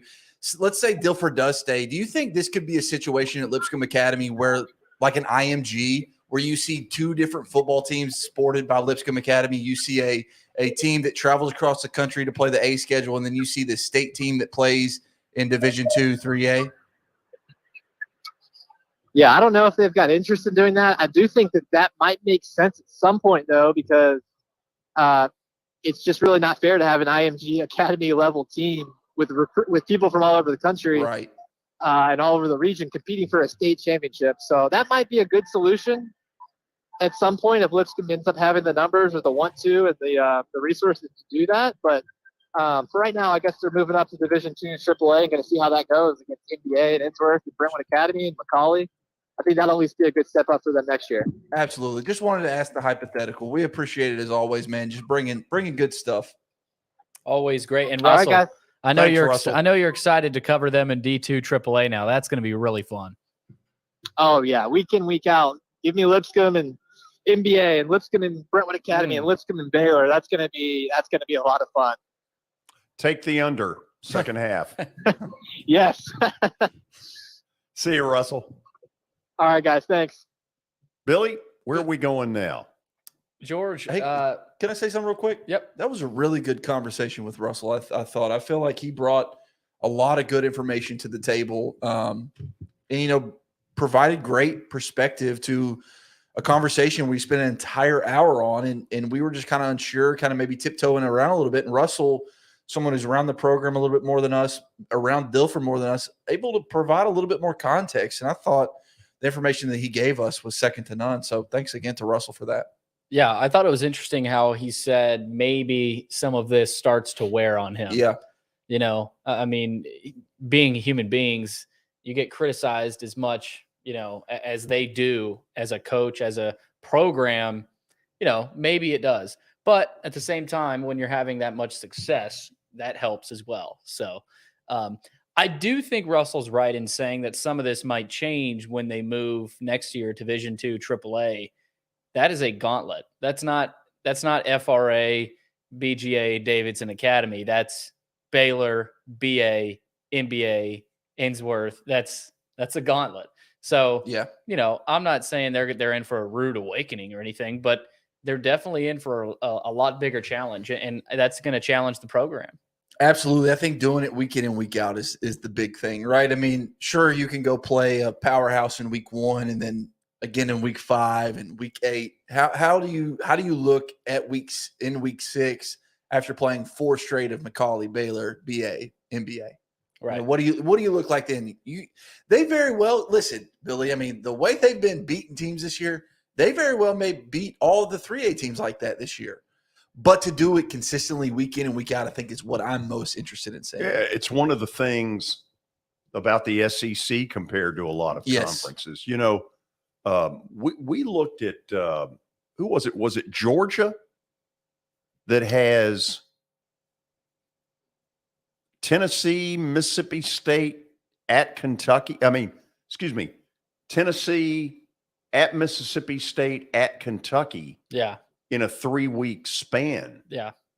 That's pretty intense. Yeah. I don't care who you are. I mean, at the high school level, especially, say you come off a big win over NBA and then you go and beat, Baylor, but you got to turn around and play, Macaulay now. Yep.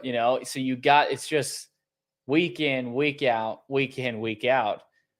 Just ask NBA over the years. They've slipped up in games where maybe they can't explain it other than we're in the toughest region in the state.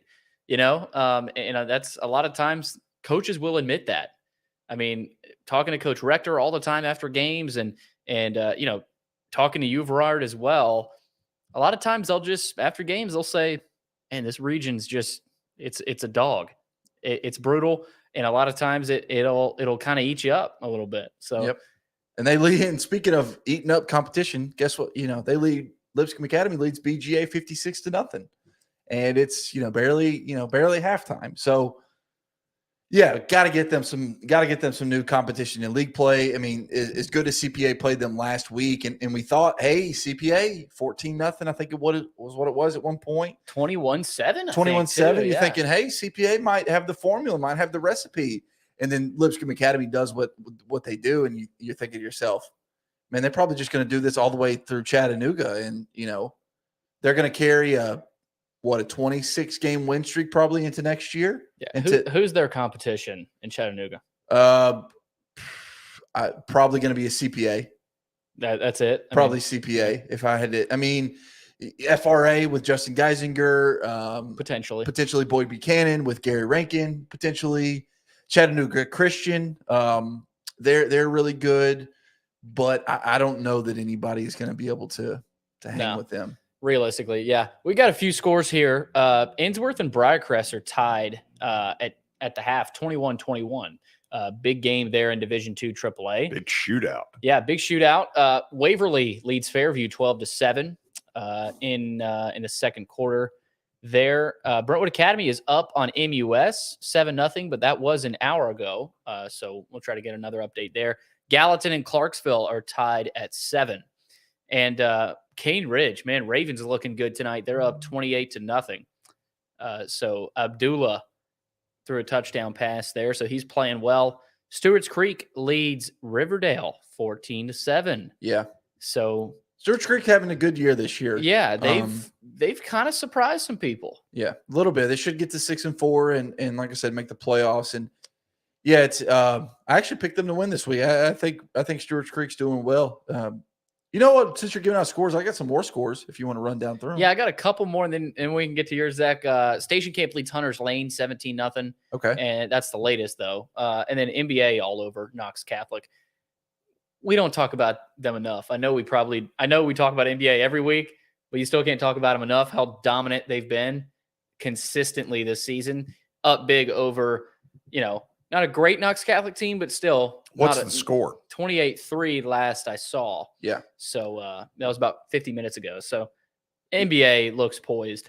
I think one of the biggest adversity battles that good teams have to go through week in and week out, especially against inferior teams, is handling business the way that they're supposed to handle business.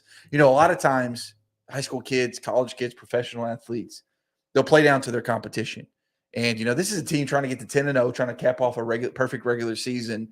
So they got a lot of pressure going on in this game. And I know Knox Catholic is not the Knox Catholic of old, but, they still got to go out and win this game. And Knox Catholic obviously wants to put the only blemish on their record. And so, you got to go out and win it. And, regardless of the competition, to do that, to potentially finish regular season undefeated is something to clap your hands for. Yeah, late in the season, it's when that usually happens too. Yep. Last year, not to to my own school's horn, but Father Ryan almost beat McCallie late in the season last year. So you never know. One more here, Zach. Nolensville leads Franklin County in a real battle right now, 6-0 at the half down in Winchester. So that is definitely a game to watch. Absolutely. I've got Blackman leading Siegel 20-14. That's not really surprising.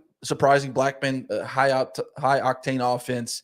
Gordonsville leads Clay County 14-12. DeKalb County over Stone Memorial. Ravenwood all over Independence too right now, 31-7. Shoo! Wow. That's a little surprising. Yeah, a little surprising. I thought that'd be a closer football game. Macon County up 28-0 over Cumberland County. Oakland rolling Rockville 35-0. Westmoreland all over Harpeth 35-0. Trousdale County all over Watertown, and that's a rivalry game. Trousdale County going to miss the playoffs for the first time since the 50s. They're 1-8 on the season, but trying to close it out the right way. Clarksville just took a 14-7 lead over Gallatin. As you mentioned, Mount Juliet leads Green Hill 13-12. It's Creekwood 27, Lawrence County nothing. Marshall County leads Greenbrier 21-7. And Richland, we talked with Chris Yao about that big game. They lead Loretto 19-14. Does he go to Richland every week? He goes quite a bit. They're 7-2 and good football to see. Smith County East Nashville, 2 8-1 football teams playing for a region championship tonight. Smith County leads 7-6. We're going to want to check in on that one later. The big surprise right now at the half: West Creek 24, Hendersonville 7. West Creek winless in region play. Oh wow! So they Hendersonville battled with Baylor last week. No.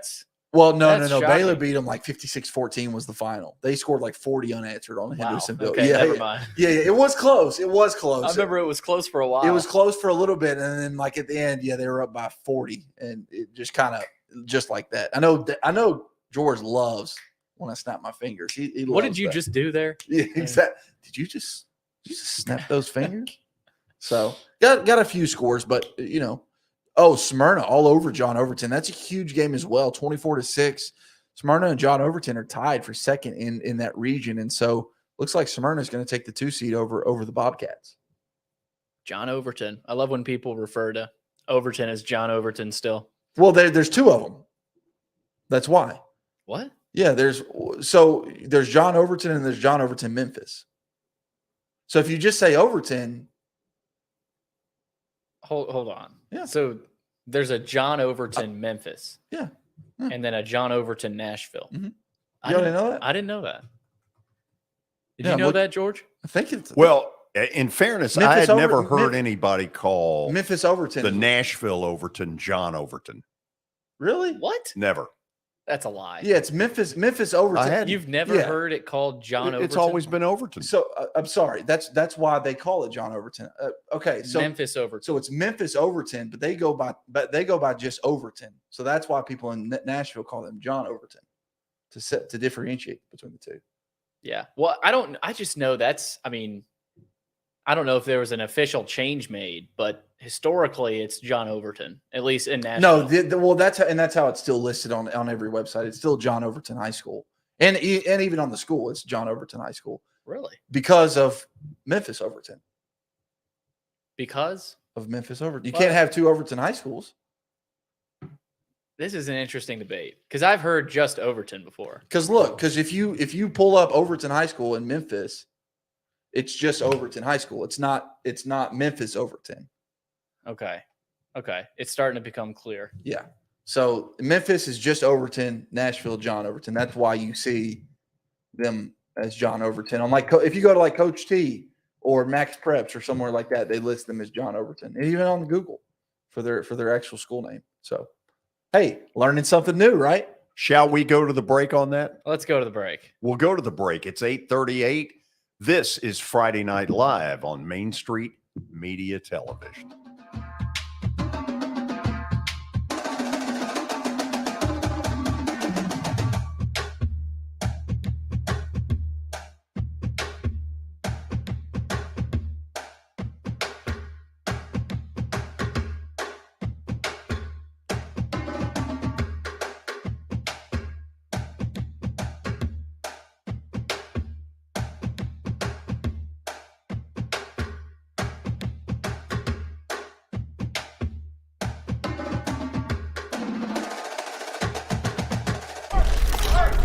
So, I got a DUI.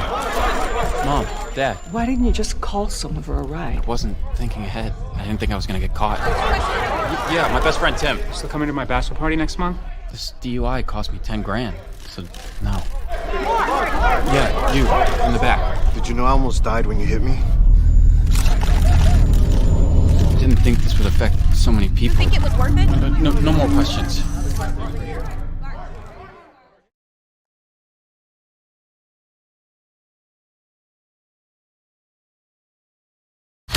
It was just a few drinks. I'm good. I thought it was good. After every game, we always have a few. It's no big deal. It was no big deal. Hey, I can hold my liquor. I thought I could hold my liquor.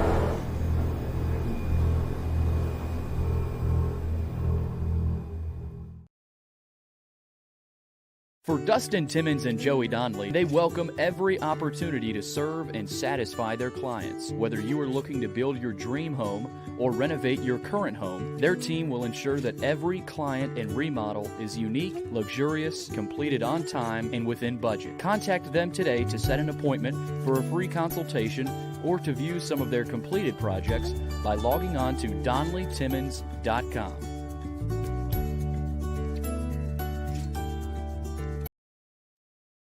Jody Jones Dentistry can handle all your dental needs, from the basics to cosmetic procedures. All of this in the nicest dental facility I have ever seen. Jody has done it right. They're located conveniently at 55 Music Square East, and for an appointment, it's simple. Dial 615-259-5100 and tell them Plaz sent you.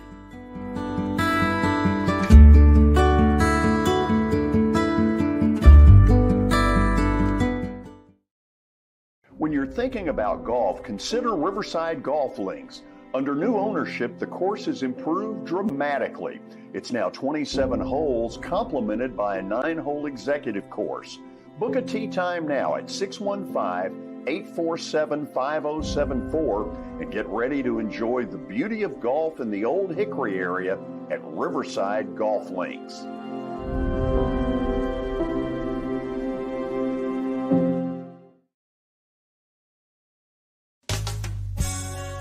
I'm Bart Durham. I was sworn in as a lawyer in 1963, and I've been working as a lawyer since then. We're a firm that does exclusively personal injury, a lot of tractor trailer crashes. Insurance companies will open up their checkbooks when you force them to. We have systems that work. We get the most money for our clients in the shortest amount of time. I'm Blair Durham. My dad and I want to help. Give us a call at 615-242-9000. This is attorney Bart Durham, and this is me. I'm Aaliyah. Keeping in good physical condition is really important to me. But when I had a wreck with a tractor trailer truck that hurt my legs so bad I couldn't work for almost a year, I knew I needed a lawyer that understood tractor trailer cases. So I called Bart. Bart gets millions of dollars for his clients every year. At Bart Durham Injury Law, we've handled hundreds of tractor trailer cases.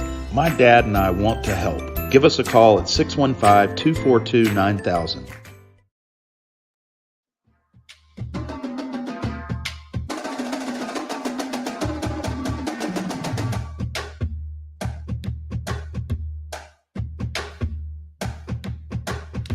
We are back on Friday Night Live. George Plaster, Zach Womble, Billy Derrick, and Tyler Palmatier, who's covering university, school, and so Nashville Christian Nashville School. Christian. I'm sorry. Yeah. I tried to go university school. Wow. not that. Not USN. Nashville No. Christian and DCA. Okay, Tyler. So I didn't get the name right. Bail me out. Well, you know, I think I've heard you get a great education here. So, you know, it's kind of like a little university. It's been all Nashville Christian. It's 35-7 at this point, 6 minutes left in the third quarter. This was a game that was played for the region title last year. And of course, DCA won that game and went on to win the state championship. But just a different look here for these teams this year. DCA lost a lot of seniors off that team, and Nashville Christian returned some good talent and added kind of the man of the night in freshman quarterback Jared Curtis. He's been phenomenal. I mean, there really hasn't been anybody that's been able to slow him down. He's 11 of 18 for 213 yards passing and 3 touchdowns, and he also has a 67-yard rushing touchdown. It was kind of just the play of the night, you know. I mean, I think it was a little designed run to get a couple of yards, but he stretched it out, and you know, it's always fun when you see a big quarterback. He's about 6'4", over 200 pounds already, and he's in 9th grade. And it's just funny to see those quarterback runs of a big guy just, you know, sprinting right down the gut of the field, and you kind of know he's going to score. So it was one of those plays that kind of just told you which way the wind was blowing in this game. And Nashville Christian looks really good. It's my first time seeing them this year, but I don't see why this couldn't be a team that can make some noise in November. They certainly have the right quarterback to do it. And I hate to even say just the quarterback, because he has some great receivers. And as I speak, do you guys mind if I describe what I just saw? Go ahead. Well, I would love to look up his name first. Oh, yeah. Cameron Carden just caught a short pass. He got nailed right, you know, in the waist. Looked like he was going down. It almost looked like he was down, but he was on top of the defender, and then he took it about 40 yards. Really great play. Yeah, just, you know, from the sideline, from everywhere else, the play looks like it was over. And he just put his left hand down and turned upfield. So I'm really impressed with this whole Nashville Christian group as a unit, and they're about to take a 42-7 lead here. Yeah, I mean, that's pretty impressive, Tyler, dominating a DCA team that has looked pretty good themselves this year with a pretty good running back in Ashton Jones, who I think last week, if I'm not mistaken, had about 7 touchdowns. So, I mean, that's not a slouch DCA team, but going deeper on Jared Curtis, ridiculous that he's a freshman. I mean, being that big. Some of the throws have been ridiculous. How good do you think this kid can be down the road in terms of, you know, kind of collegiate opportunities? That's really. I mean, I think he's going to get his share of Division I offers. I don't know how he could, because when you measure that way physically, and then you can already do skill-wise what he's capable of doing. He's got to be in that conversation. But like, how good can he be? It's just hard. He's a freshman, and all the measurables are there, but he is young. I mean, based on what I'm seeing, I think he could have a really high ceiling, just with everything that he possesses physically, and he's polished too. It's tough to say. I would love to keep my eye on him, and I think if we were watching him in maybe another classification, it would probably be maybe a better indicator. But I mean, he's dominating this game, and if you play in a small classification and you're a good player, the most you can do is dominate the game, right? It's kind of like Ty Simpson at Westview last year. He's been playing in 2A. That didn't stop him from going to Alabama. Right. And all you got to do is just go out and dominate your opponents. And it's Billy. I don't have a great answer for you, but I would say safely, this kid's going to have his share of Division I opportunities. What level of Division I opportunities? What level? I don't know, but it certainly looks the part of a Power 5 player to me right now. Tyler, Nashville Christian going for win 8 in a row, and it really feels like like you said, this could be a team to make a real run at it. But my question to you is, and I know you said this is the first time you saw them, but you go all the way back to August 19th. They open up the season on the road at Franklin Road Academy. They lose by 5, and then they go on the road the next week, lose by 2 at Good Pasture. Should we have known then that this was going to be a really good Nashville Christian team? Yeah, maybe. I think now that we kind of know what we know about FRA, right, they've been able to do. It's a really solid team.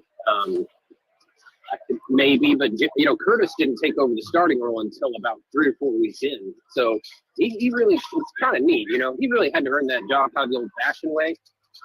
Most of the times, I looked it up. He's actually 6'3", 200. But when a 6'3", 200-pound quarterback walks into the coaching office, there's places where basically the process will be, you're the starter. But yeah, you'll usually take that. He had to earn his spot on the field. So kind of neat. He had to go out there and do it, and he did. And he's really just ever since. I think it seems like based on I haven't watched game by game by game, but he's he's gotten better. He's increasingly gotten better, and now what we're seeing tonight, came close to 1 interception, but hasn't turned the ball over and has just really been the tone setter here.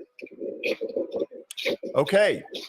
Listen, appreciate the update. Keep us updated. This sounds like it could get interesting.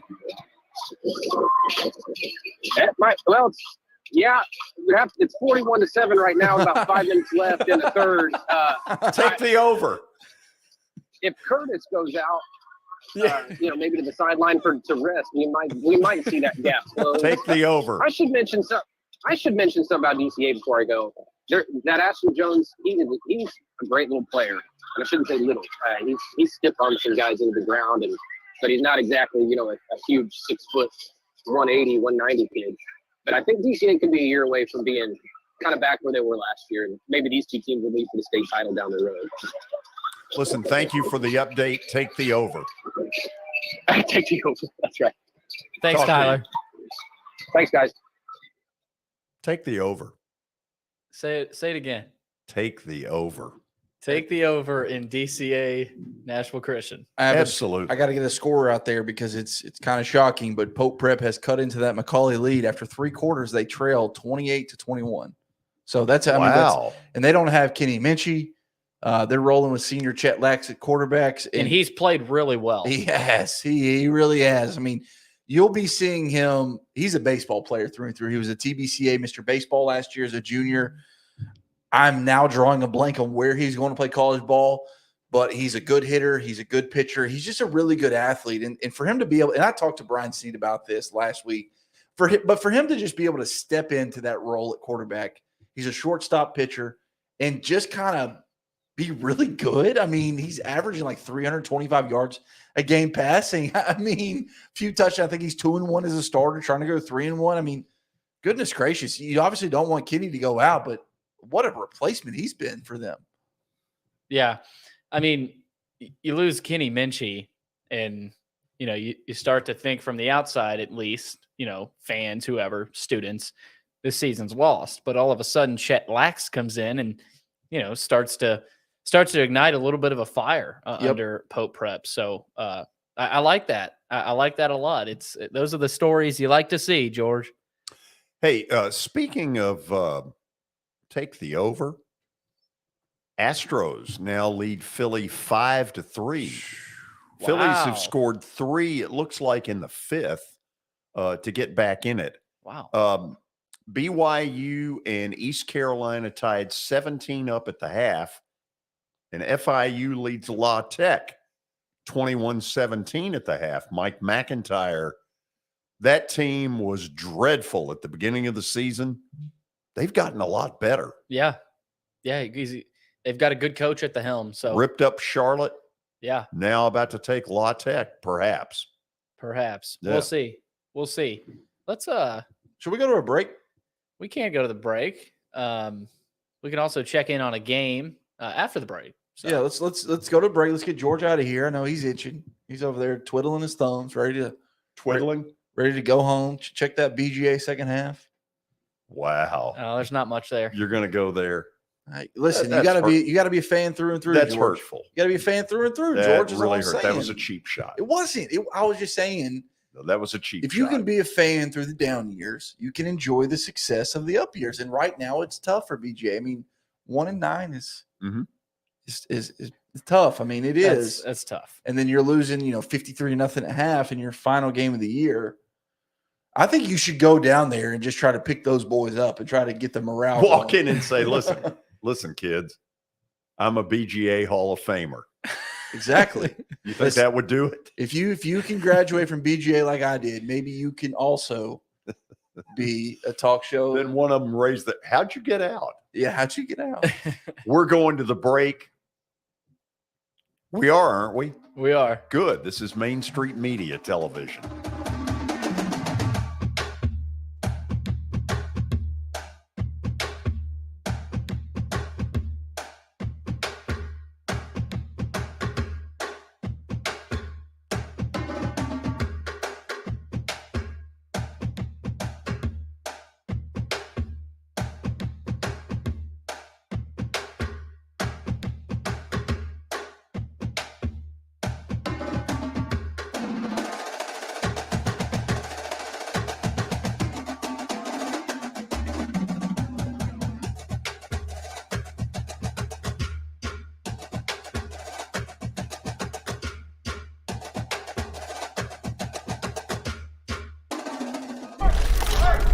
So, I got a DUI. Mom, Dad. Why didn't you just call someone for a ride? I wasn't thinking ahead. I didn't think I was gonna get caught. Yeah, my best friend Tim. Still coming to my bachelor party next month? This DUI cost me 10 grand. So, no. Yeah, you, in the back. Did you know I almost died when you hit me? I didn't think this would affect so many people. You think it was worth it? No more questions.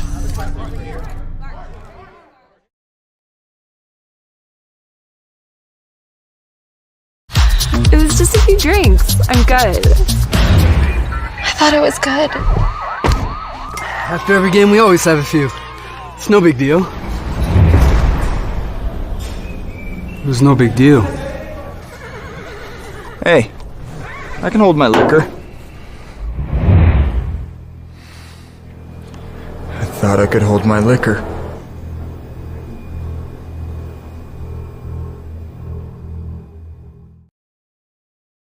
For Dustin Timmons and Joey Donnelly, they welcome every opportunity to serve and satisfy their clients. Whether you are looking to build your dream home or renovate your current home, their team will ensure that every client and remodel is unique, luxurious, completed on time, and within budget. Contact them today to set an appointment for a free consultation or to view some of their completed projects by logging on to DonnellyTimmons.com.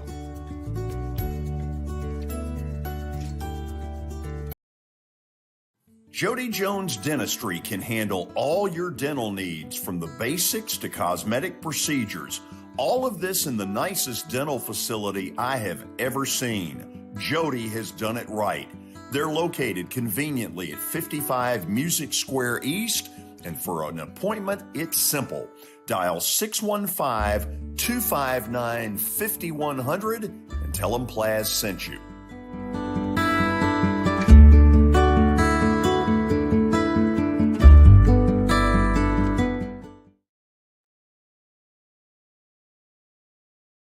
This is attorney Bart Durham, and this is me.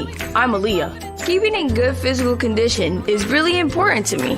But when I had a wreck with a tractor trailer truck that hurt my legs so bad I couldn't work for almost a year, I knew I needed a lawyer that understood tractor trailer cases. So I called Bart. Bart gets millions of dollars for his clients every year.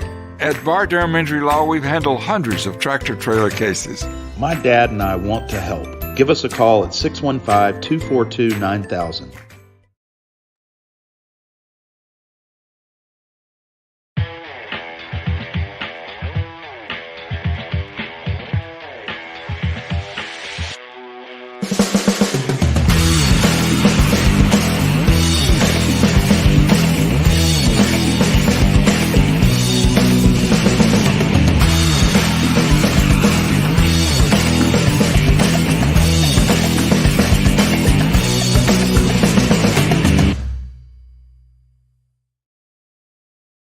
At Miss Lou Steele's, we go for apple pie.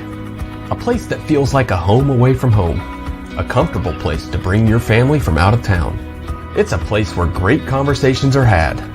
It's a place where you can shop 200 small businesses in one location. It's a place for you to shop for gifts for any occasion or just to treat yourself. Come on down to Miss Lou Steele's. You'll be glad you did.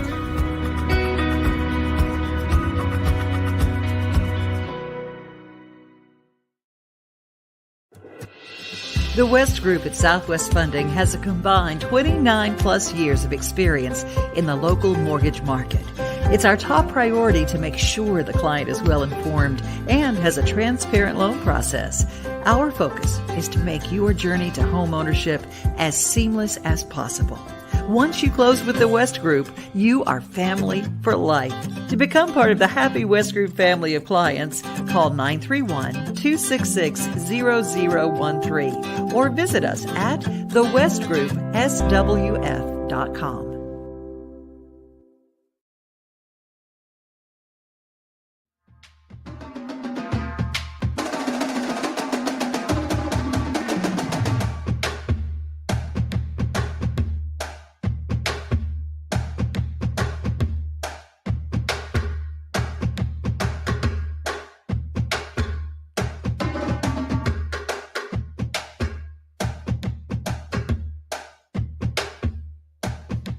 And we're back Friday Night Live just as we enter into the 9 o'clock hour here Friday night, Nashville, Tennessee. We've got a lot of good high school football games going on right now, and we want to get you straight to one of those, and that is Mount Juliet at Green Hill. These two teams battling for the Region 5 5A championship.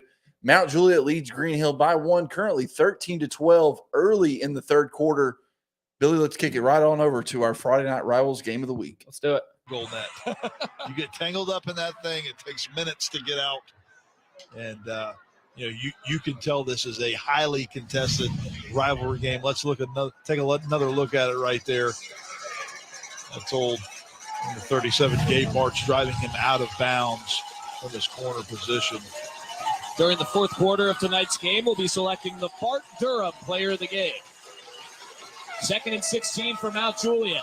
Morton gets the handoff and gets tripped up. Dane Ivey tackles him from behind, setting up 3rd and long. Well, this is a big series right here. Big down for Green Hill. You've got 3rd and 14. You've got to get off the field right here.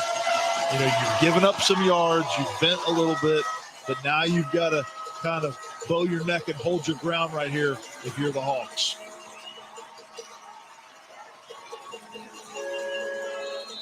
Movement and a flag.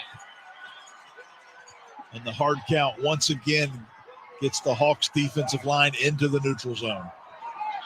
Follow the snap. False encroachment. Number 58 of the defense. That's a 5-yard penalty. Remains 3rd down.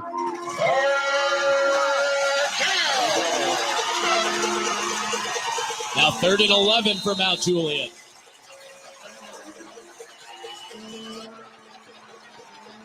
Walter Bowers, Baylor Osborne, Keon Irby, and C.J. Danny in the receivers. John Michael Crudup in the backfield with Tyler Travers. Throws, caught! Right at the sticks by C.J. Danian.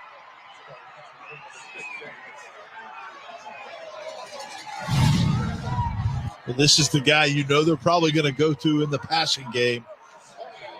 They're just short of the 1st down line to gain. Now they'll go jumbo. Travers sneaks for the 1st, but a flag from behind. Was everybody set? They pick up the 4th and inches, at least for now. Yeah, the Bears trying to go on the quick count right there. Sometimes all your guys don't get set when you're trying to do that. It may cost them 5 and cause Coach Perry to rethink this. They get 4th down over again.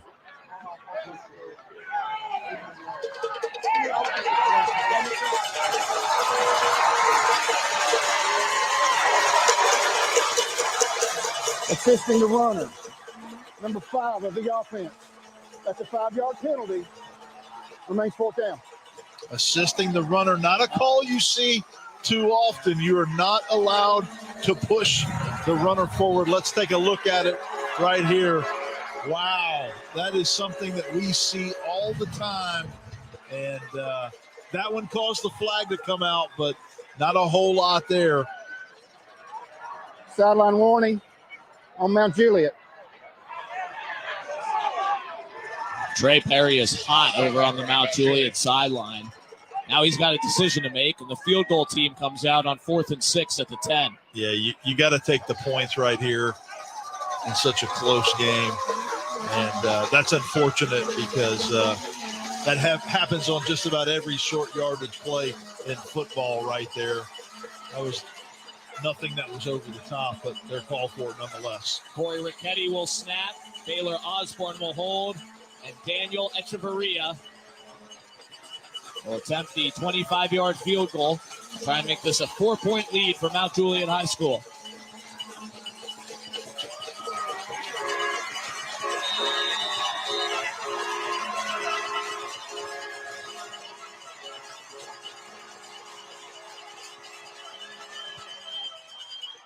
Echeverria missed it.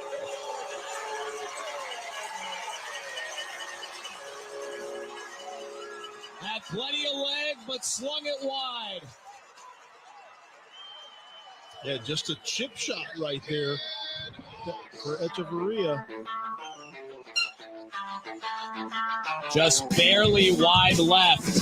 Mount Juliet still ahead 13-12.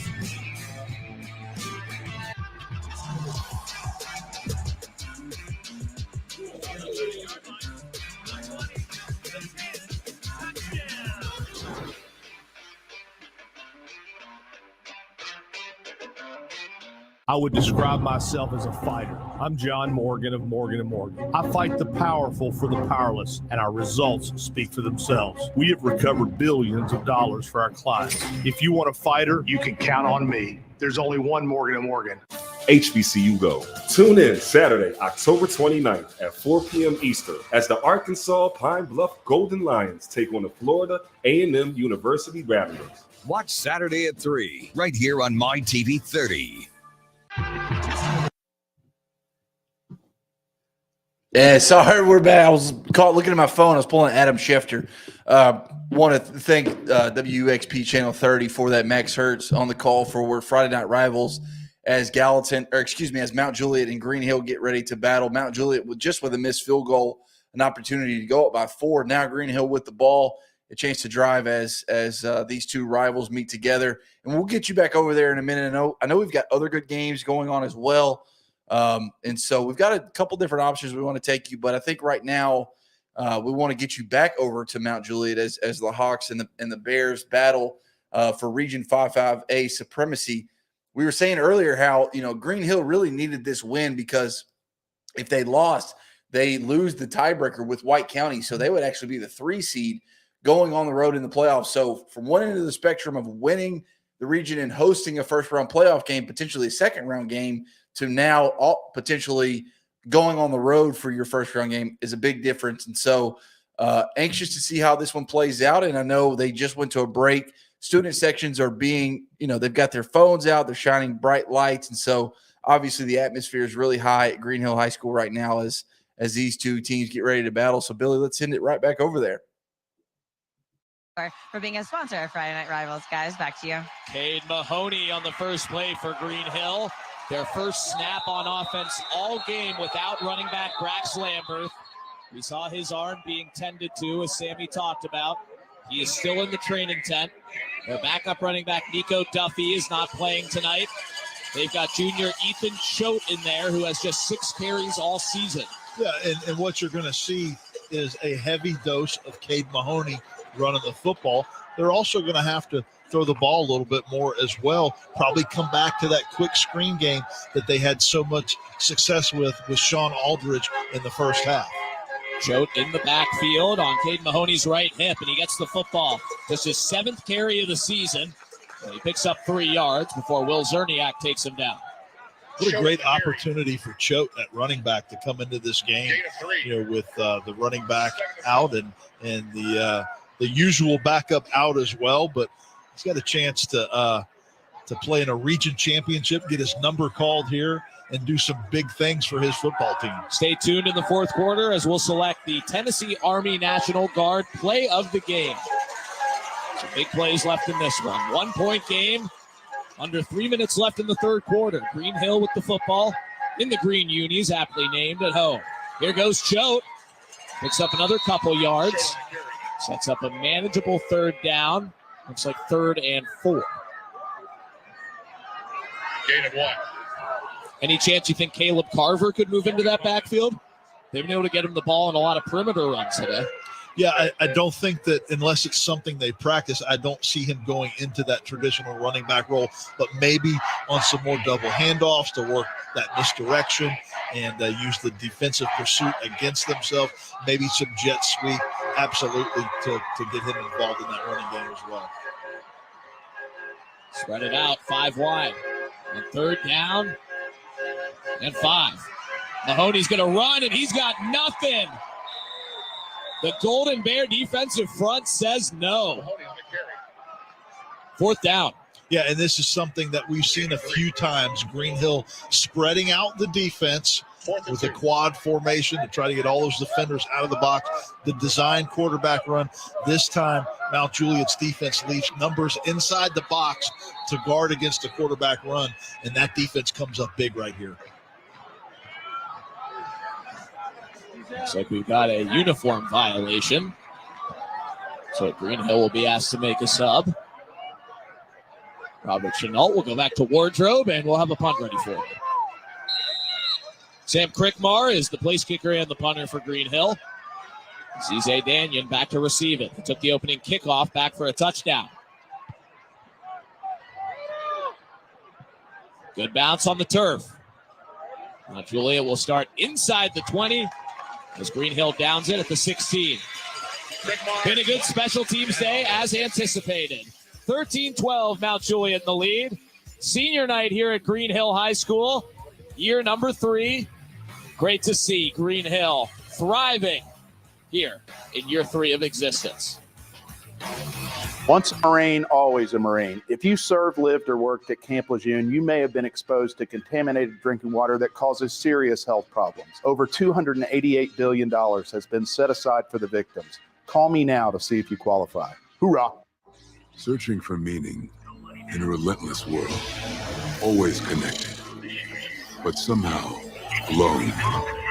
Trapped by illusion. We offer another path, where the battle to belong begins. Awakened by a calling, united by the cause you fight for. No one can take away what it means to be among the few, the proud, the Marines. Well, Blair, our parents said to come to you because of how long you've been in the community. We've been here a long time, and we're glad to help. Bart, how long have you been in Nashville? Over 40 years. Call the law offices of Bart Durham today.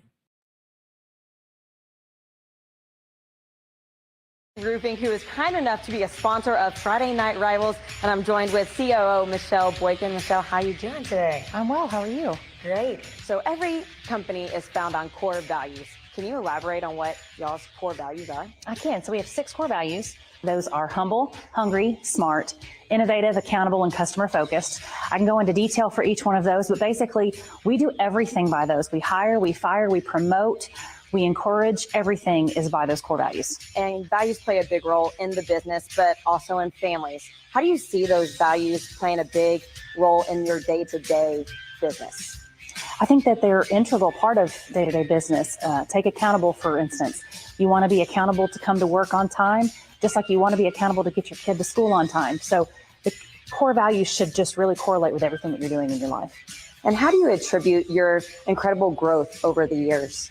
Our culture. Our culture is really what's given us our growth. We are a family, we are a team, and we work together, and that's really important to us.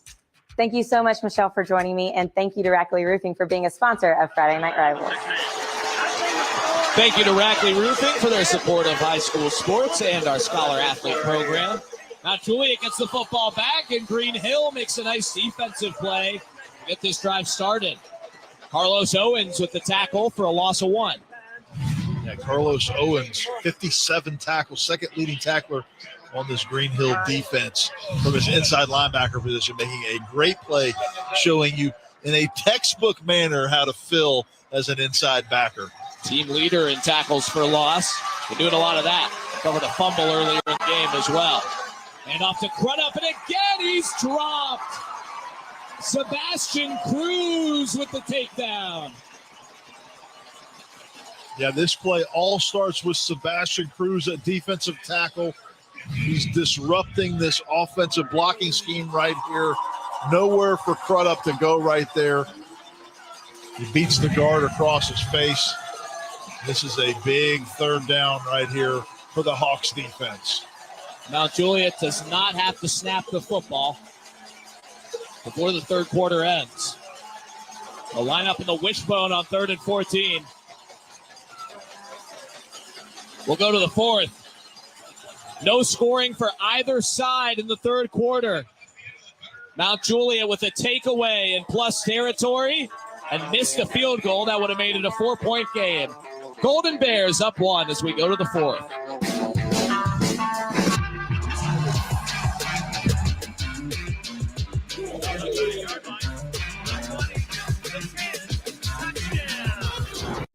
And like you said, into the third quarter between Mount Juliet and Green Hill.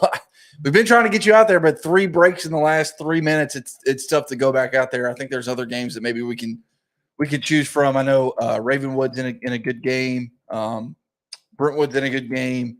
So there's a couple other places that we can get to, but yeah, it's just tough break right there on Mount Juliet Green Hill, Billy. Yeah, tough. I mean, 3 breaks in the last few minutes. It's your fault, Billy, because he looked at me. He's like, let's play. He's like, we're playing this because 104 never goes to a break. And sure enough, they hit 3 breaks in the next 3 minutes, but it's not a big deal. I'll take the blame. I jinxed it. No, yeah, it's all good. It's like the free throw thing in basketball. Baylor ECU in a really good football game right now, tied at 24. I don't know the World Series score, so sorry, George, if you're still listening.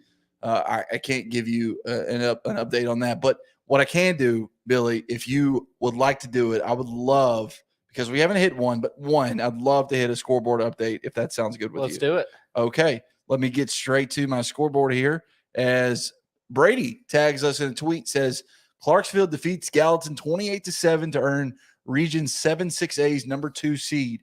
So that is an important score to note. And so Gallatin will be the 4 seed in that region. They will travel on the road. So let's get it started right in Region 4, simply because my laptop may die on me, Billy.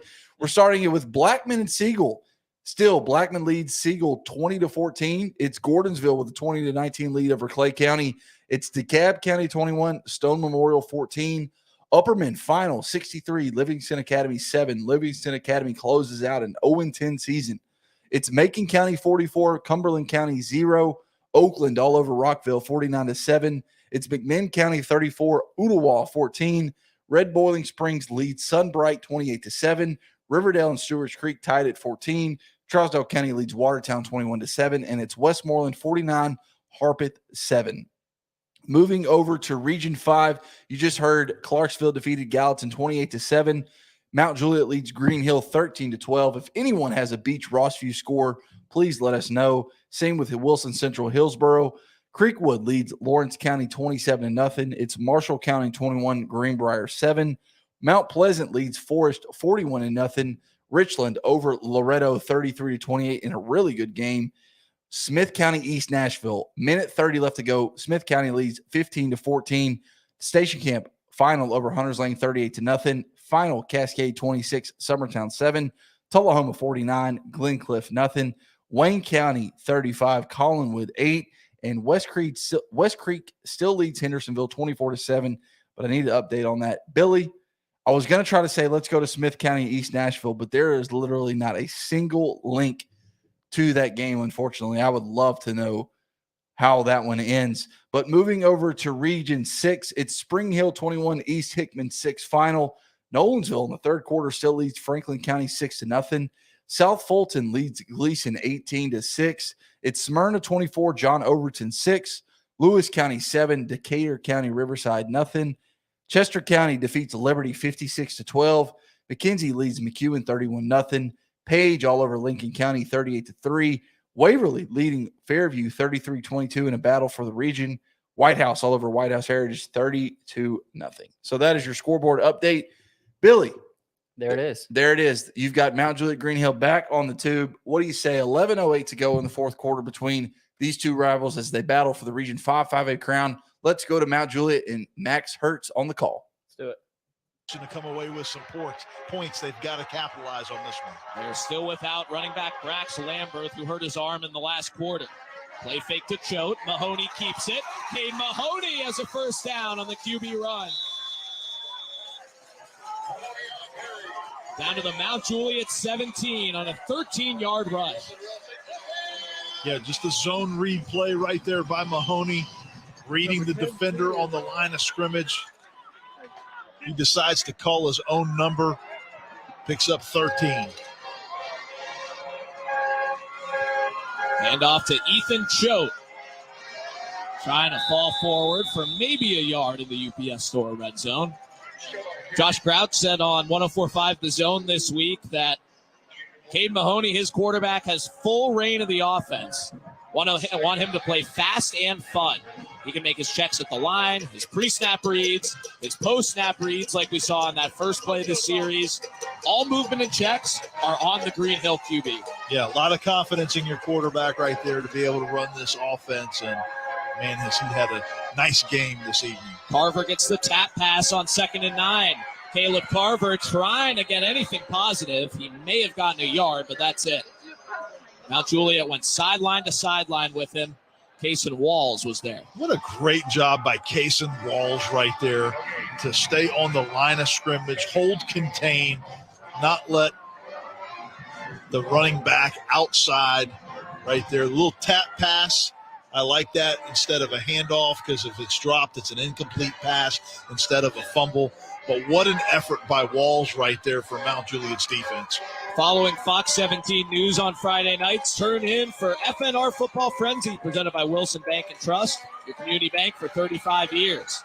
Ethan Choate won't get it on 3rd and 8. Green Hill has a 4th down decision. Field goal could give you the lead. Yeah, there's no decision here. You got to take the 3 points and try to put yourselves up by 2 points here with your coach, Josh Crouch. Sam Crickmar is 2 for 2 tonight. He'd only made 2 field goals all season coming in through 9 games. He was 2 for 6. He made one right about this length earlier. This will be a 31-yarder, right around his season long. He made a similar field goal from the right hash in the first half. Blocked! Mount Juliet blocks it and can try and run it back. De'Aris Morton has it, still on his feet, and Mount Juliet scores on special teams.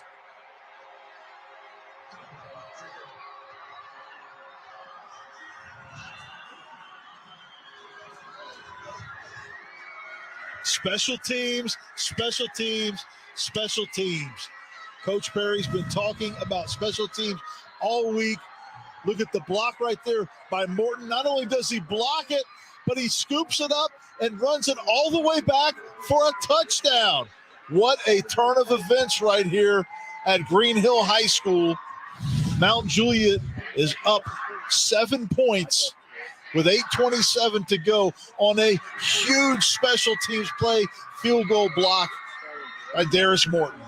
71-yard run back for their running back, playing special teams with the hands play, and then turns into a running back real quick to take that football home.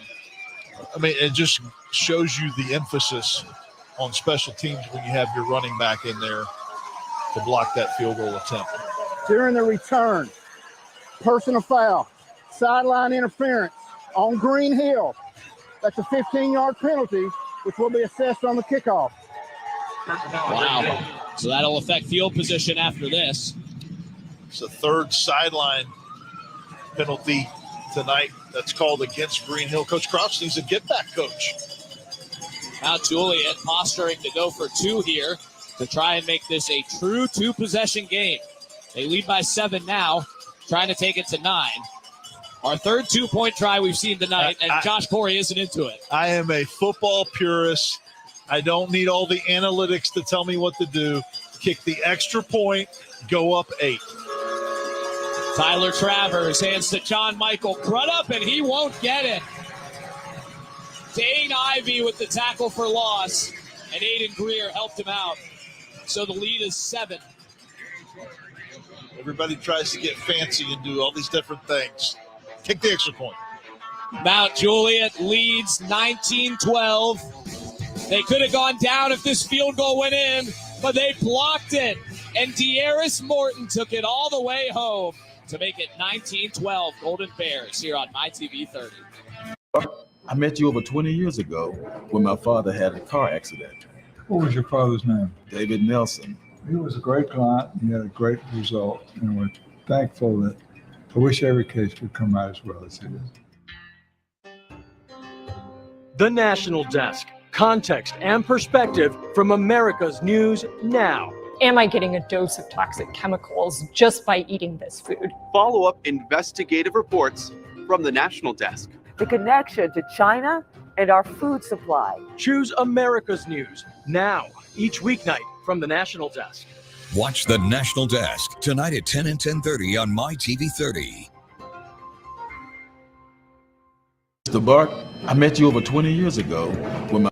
All right, we are going to get you to a new football game. Nolensville and Franklin County are battling in a really good contest. Nolensville leads 6-0. Franklin County, the 2 seed in that region. And so, Billy, do we have who this call is courtesy of? It is courtesy of 1340 AM down there in Winchester, WCDT. Awesome. Let's go straight to it. African American women. We don't have much representation on big box shelves, especially excellent hair care products. So when we got the deal with Walmart, it was amazing. Our lives have absolutely changed. Not only our lives, but my staff and other manufacturers that we deal with. It is really a dream come true. Lives are getting better because we're in business with Walmart.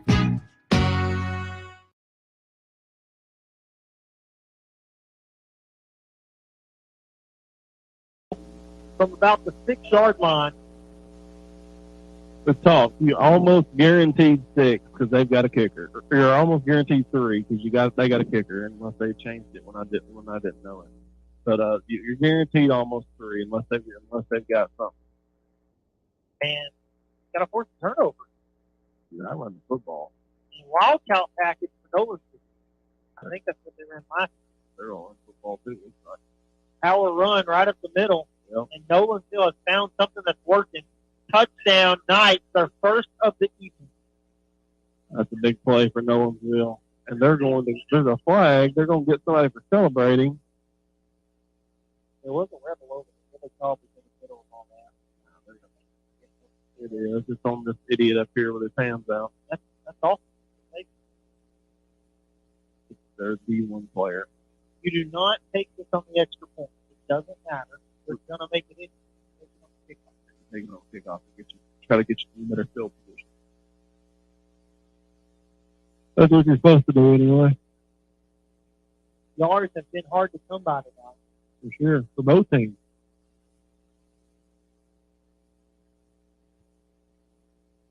And it is unfortunate.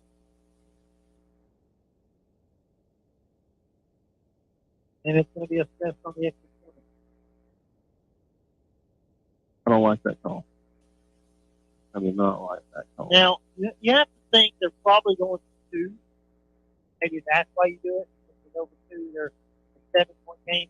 This way, you make it. If they go for one, a 6-point ball game. So that I understand that aspect of it, but Reese Miller has been automatic tonight. He is going to kick this one for 35 yards. Ball spotted up to 25. Well, that's for the holder. Yeah, it's still a 35-yard field goal. And here we go, Reese Miller with a chance to make this a 6-point ball game.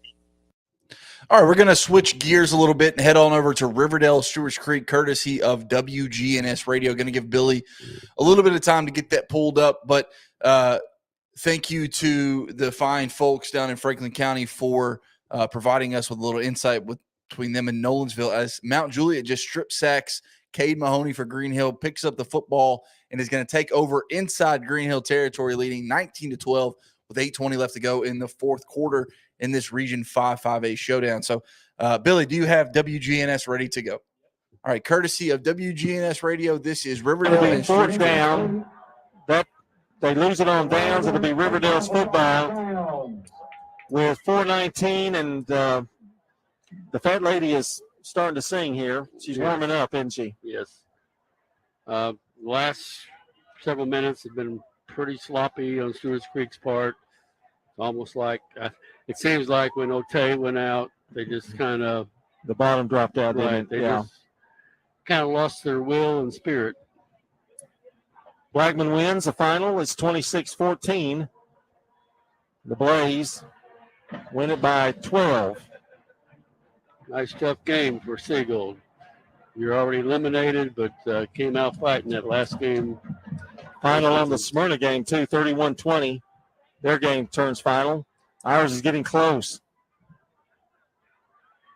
Here's Graham. The give now to Verser, still on his feet. Gets down to about the 7-yard line. Did he lose a yard? Maybe. I think he lost one. Verser on the carry. I think at this point, Riverdale really not worried whether they score or not. Yeah, probably soon they don't. Keep the clock. Yeah, they're going to take 30, all 30 that they get. 3:49 and counting. Riverdale leads it 26-14. Graham in the shotgun. A little confusion. Graham keeps it himself. He's going to get to the 4-yard line almost. Pickup of about 2. Again, keep it simple, run the clock. Yep. DJ Taylor comes in. Verser comes out. I mean, at this point, they're not trying not to score, but they're not. That's not their main concern right now is work clock. 3rd and 5, or 3rd and goal, I should say. They're in the Steve Martin Construction red zone trying to score here. They work directly with you to build the home of your dreams. 615-394-8616. There we go, 3rd and 5. And now, I think there's a timeout, Riverdale. And with that, let's see. Before I go to break here. Timeout, Riverdale. We'll take 1, 2. Riverdale's up by 12 with under 3 minutes to go in the game. Tennessee Orthopedic Alliance takes great pride in treating local athletes here in Rutherford County. Experts in joint, bone. Thank you. Thank you to WGNS Radio for that call between Blackman Siegel, between Riverdale and Stewart's Creek, as that one comes down to the wire. Mount Juliet just punched it into the end zone, capitalizing on a Green Hill turnover. They now lead 26-12 late in the fourth quarter. So a lot of games coming down to the end here on Friday Night Live. And so what we're going to do is we're going to take a quick break, but when we do, we're going to get you back into a couple of these games. This is Friday Night Live on Main Street Media Television.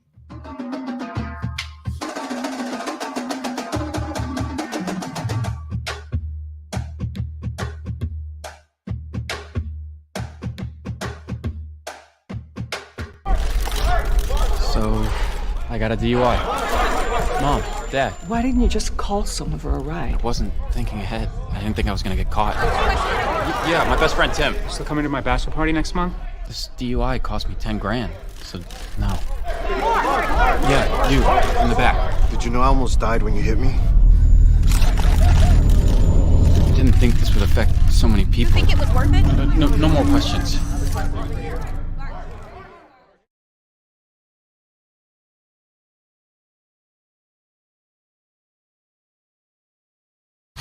It was just a few drinks. I'm good. I thought it was good. After every game, we always have a few. It's no big deal. It was no big deal. Hey, I can hold my liquor. I thought I could hold my liquor.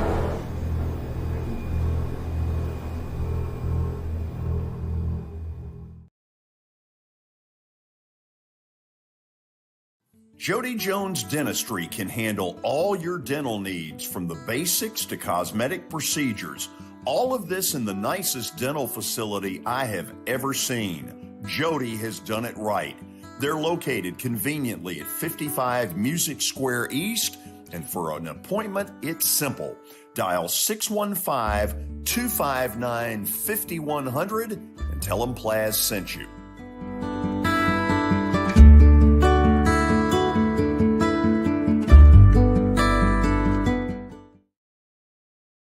When you're thinking about golf, consider Riverside Golf Links.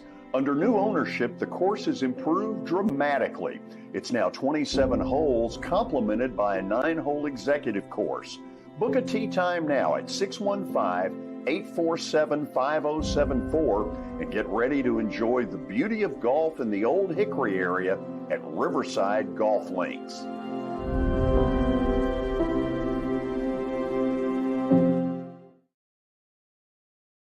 This is attorney Bart Durham, and this is me. I'm Aaliyah. Keeping in good physical condition is really important to me.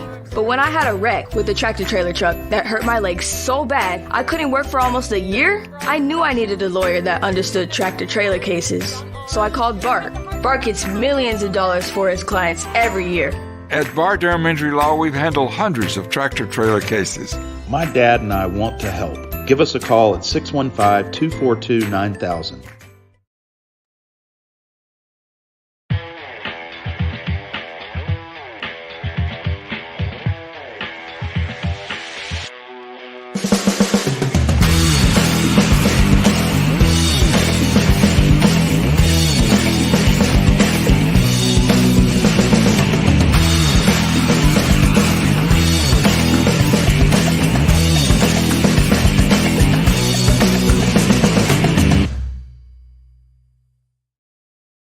At Miss Lucille's, we go for apple pie.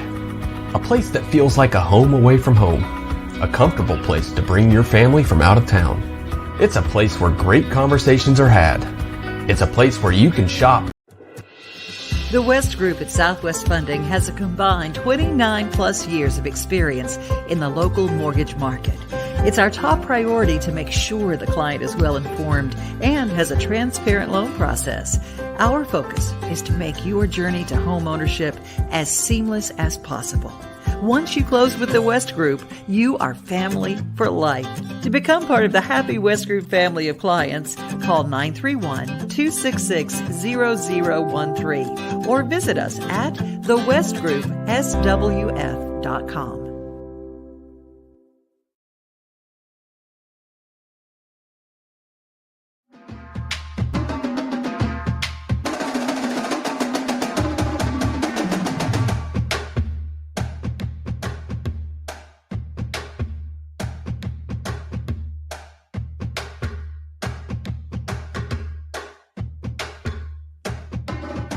Friday Night Live. We are back here 9:36 on this beautiful Friday night in Nashville, Tennessee. Joining us, our good buddy Chris Yao down at Richland and Loretto. Chris, we talked before this game and we thought, hey, this could be a fourth quarter game. It looks exactly what we thought it would be. What have you seen from these two teams tonight? Zach, it's not a fourth quarter game. It's a 3-second game. Loretto has the football at the Richland 6-yard line with 3 seconds to go, trailing 41-34. We're about to watch the ball game unfold right here We've seen 14 points scored in the last 2.5 minutes of this ball game. It has been an absolute crazy night here in Linville. I'm telling you, I didn't expect this. So this is insane. We've got third down, goal to go, 3 seconds left, and they just come out of a timeout. I'm going to try to give the best I can play-by-play here.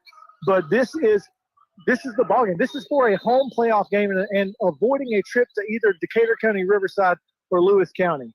You're going to roll out to his left. He's got a man in the end zone. He caught it. Touchdown. Touchdown. Yes, they're saying he stayed inside. He kept his feet in bounds.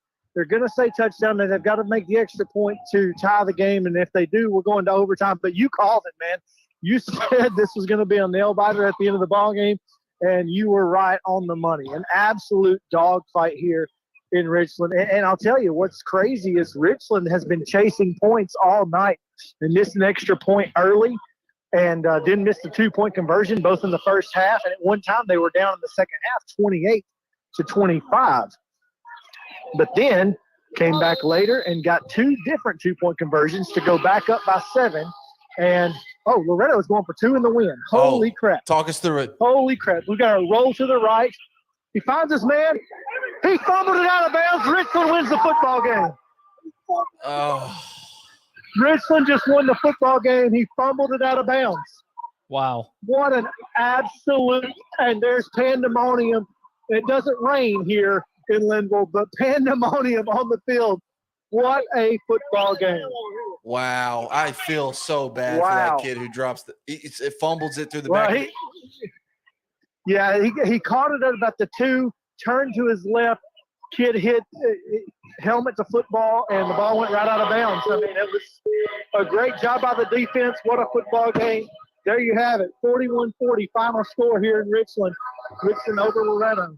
You heard it here first on Friday Night Live. Chris Yao, great job, man. Get to those coaches and celebrate with them. Why don't you? Have a good one. See ya. That was Chris Yao. What a game. What a game. We talked about it before, Billy.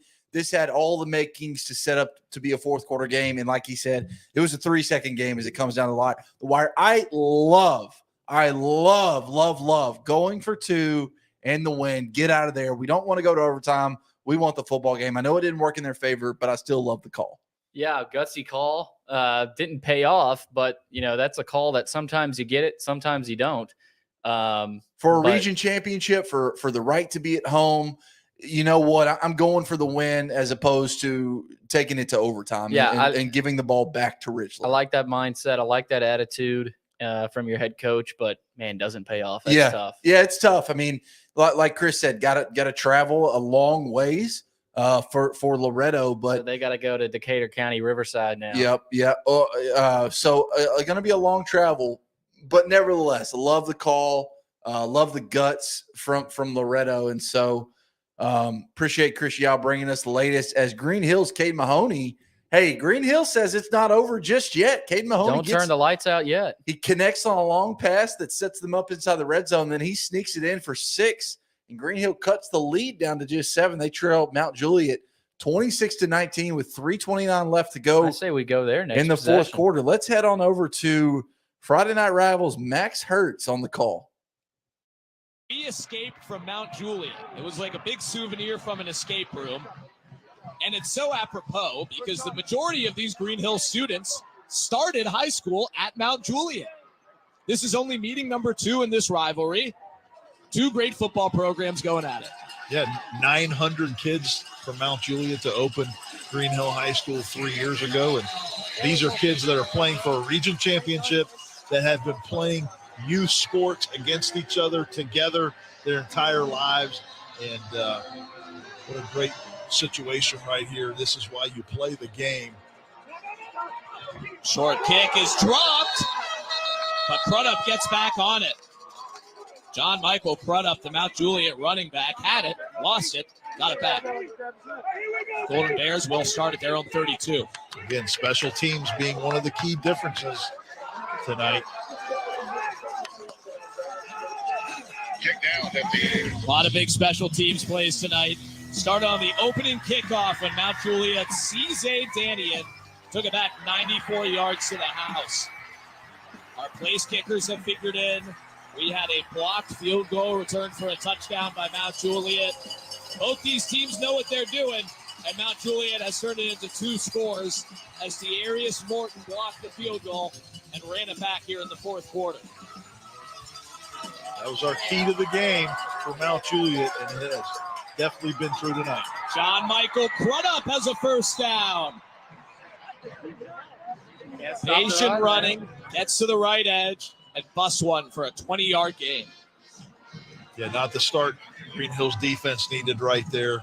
We've got 3 timeouts remaining, but they can't give up that type of yardage on first down right here. Mount Juliet now in plus territory at the 47.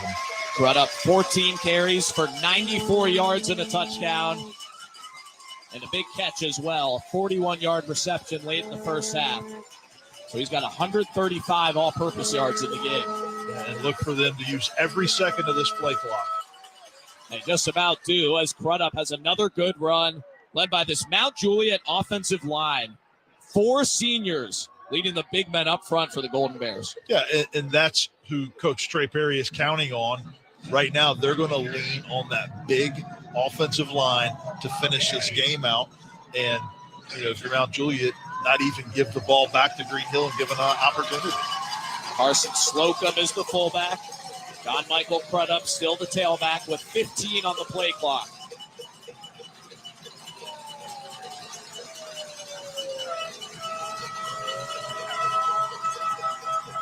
Travers keeps it. Tyler Travers runs for a first down. He hasn't run much tonight, but we know he can do it. Yeah, I love the 2-back formation right there. Design quarterback run. You've just got numbers at the point of attack with both of your backs, your big offensive line. Just a well-designed play by Mount Juliet. We had a flag come in after the play on the far sideline. Got the penalty from head official Greg Morgan.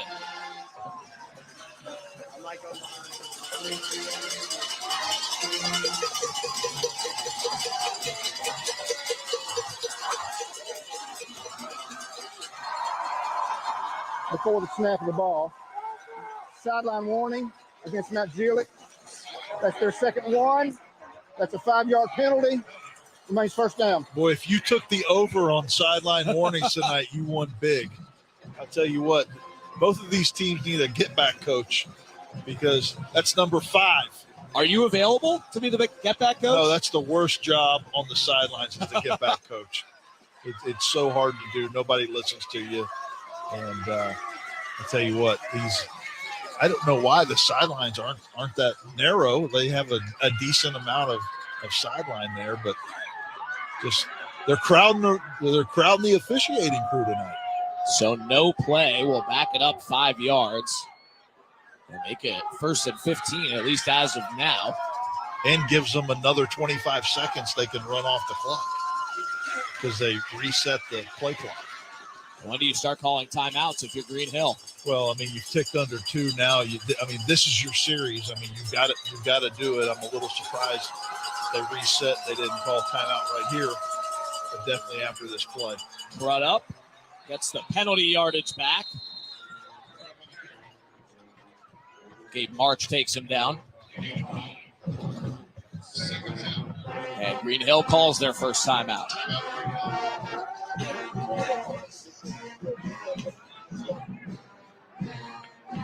Let's take a look at tonight's budget breaks stop of the game. Budget breaks, you can pay more, but why would you want to? The blocked field goal returned for 6 by Mount Juliet High School. Darius Morton blocked it with some help, then picked it up by himself and took it to the house with company. That put Mount Juliet ahead by 7. They missed the 2-point conversion to try and go up by 9. But that's what separated their 1-point halftime lead to a bigger lead that they've grown since. Yeah, just a game-changing play by the Mount Juliet special teams unit right there. Hey, did you get the block? You picked it up, you run it back for a touchdown, put your team up 2 scores. Now you've got the football right here, under 2 minutes to play in plus territory. Going to put this one on the shoulders of your offensive line. 2nd and 10 at the Green Hill 32 for Mount Juliet. John Michael Crudup able to fall forward, pick up 4 or 5. Green Hill calls their second timeout.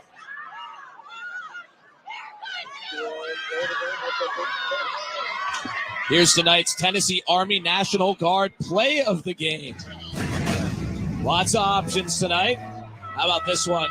Mount Juliet's first completed pass on a bounce to John Michael Crudup. 41 yards late in the second quarter. Great shot downfield. The old tip drill right there, and great concentration by Crudup to make that catch. A huge play in this game in our Tennessee Army National Guard play of the game. Crudup over 140 total yards. This dude's a sophomore. Yeah, they have got some really good sophomores in this class. Of course, the quarterback, Tyler Travers, is a sophomore. We've seen Baylor Osborne a couple times, and just a very impressive class right there with Crudup. And I'll tell you what, the future is bright for both of these programs. The crowd chanting, "Get that ball" for the Green Hill defense on 3rd and 5.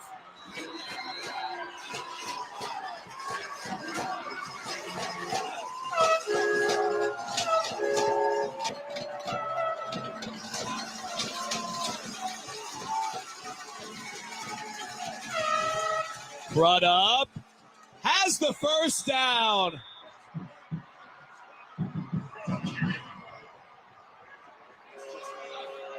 Mount Juliet converts, and they're going nuts on the visitors' side. Great surge by the offensive line.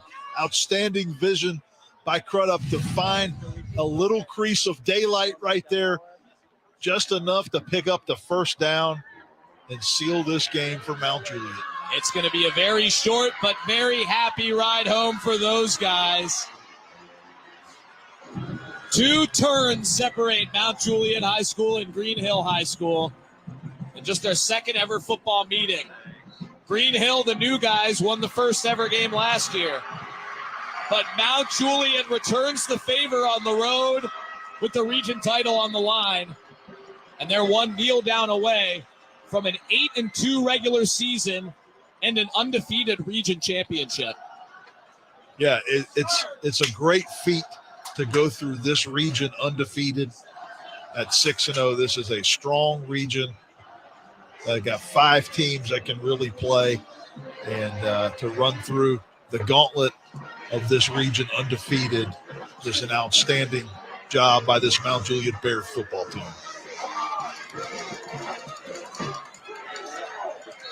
Mount Juliet wins the region championship.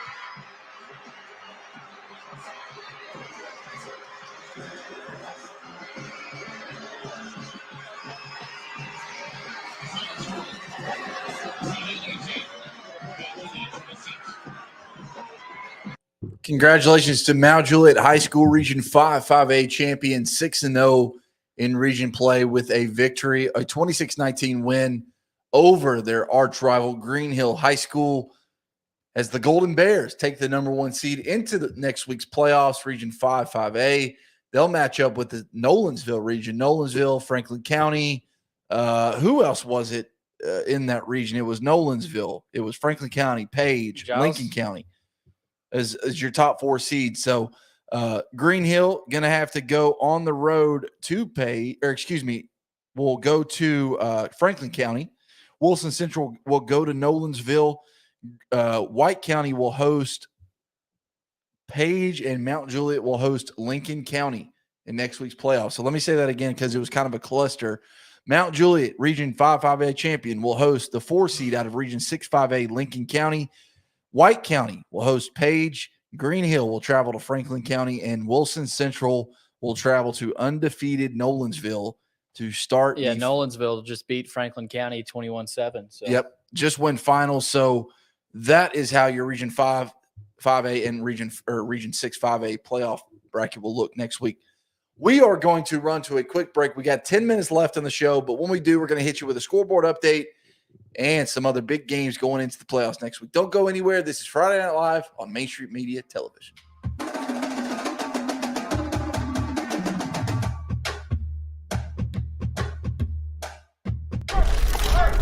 So, I got a DUI. Mom, Dad. Why didn't you just call someone for a ride? I wasn't thinking ahead. I didn't think I was gonna get caught. Yeah, my best friend Tim. Still coming to my bachelor party next month? This DUI cost me 10 grand. So, no. Yeah, you, in the back. Did you know I almost died when you hit me? I didn't think this would affect so many people. You think it was worth it? No more questions.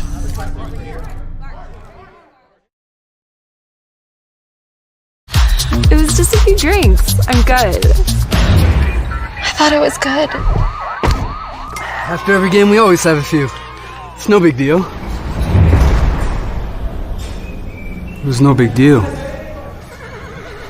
Hey, I can hold my liquor. I thought I could hold my liquor.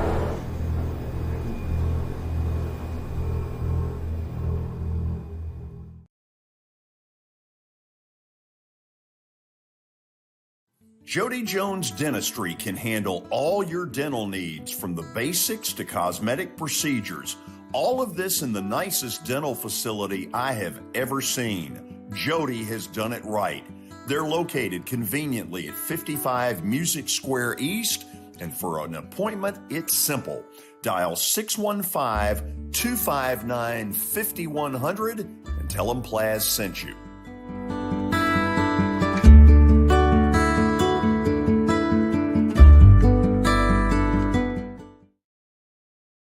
When you're thinking about golf, consider Riverside Golf Links. Under new ownership, the course has improved dramatically. It's now 27 holes, complemented by a 9-hole executive course. Book a tee time now at 615-847-5074 and get ready to enjoy the beauty of golf in the Old Hickory area at Riverside Golf Links.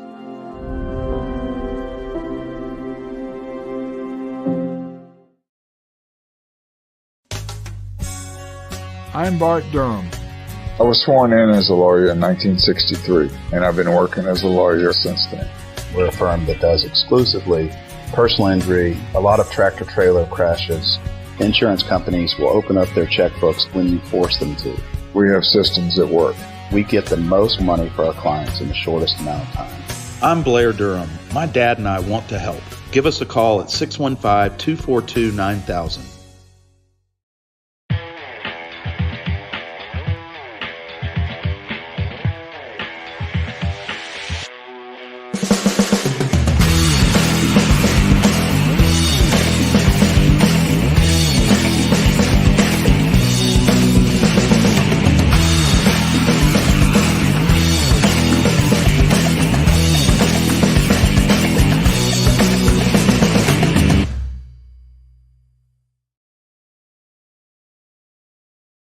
At Miss Lucille's, we go for apple pie. A place that feels like a home away from home. A comfortable place to bring your family from out of town. It's a place where great conversations are had. It's a place where you can shop 200 small businesses in one location. It's a place for you to shop for gifts for any occasion or just to treat yourself. Come on down to Miss Lucille's. You'll be glad you did.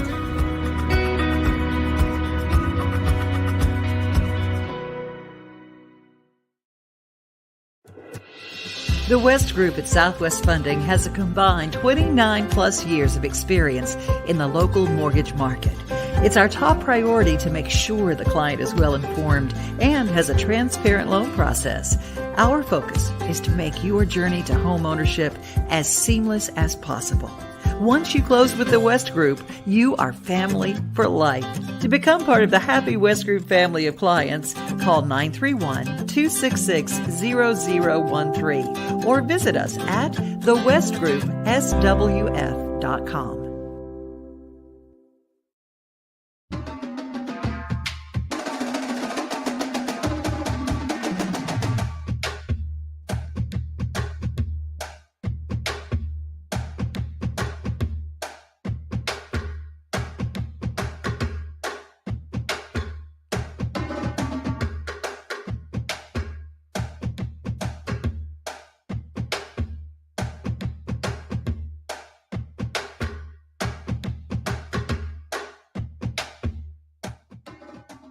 We are back Friday Night Live with just a few more minutes for tonight's episode. And with us is Russell Venozzi. Russell, we got 3 minutes, man, so I'm going to let you take the floor here.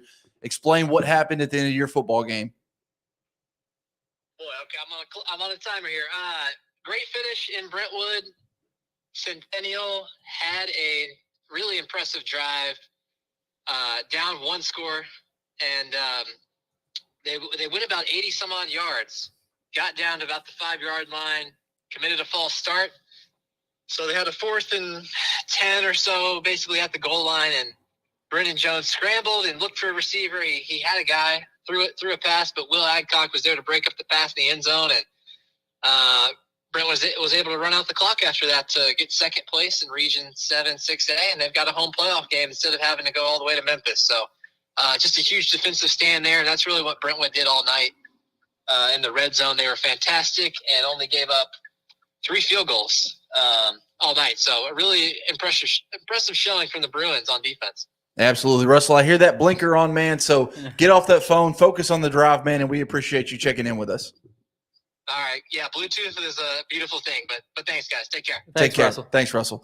That was Russell Venozzi reporting from Brentwood and Centennial. Just about a minute before we go here, I was going to hit a scoreboard update, but I just don't think we have the time. It's 11 weeks done, 11 weeks through, Billy. It's hard to believe that the high school football regular season is over, but here we are on this October 28th edition of Friday Night Live as we inch closer to that 10 o'clock hour. Congratulations to all the teams, all the players who have left their mark on this season, to those who are going into the playoffs next week, and to the seniors on teams who did not make the playoffs. I know your coaches, your communities, and your school appreciate the hard work and dedication and service you have given to that school for 1 year, 2 year, 3 year, 4 years, whatever it was. I know high school football was the best time of your life, man. So, if you didn't make the playoffs this year and you're a senior and you're saying goodbye to it, take a little bit extra time to take that jersey off, man, and enjoy the moment, soak it all in, and just that's all I got to say, Billy. Yeah, I mean, it's the best time of a lot of these kids' lives, and for some of them, it's over now. But for some of them, for others, they're moving on, and they get to keep playing for a trophy. So, best time of year right here, Zach. Weather starts chilling down a little bit, and we get to see some good football. So excited. Amen to that. And with that, that'll do it for this week's edition of Friday Night Live, presented by the Tennessee Highway Safety Office, and of course, powered by Main Street Media Television. We will see you next week.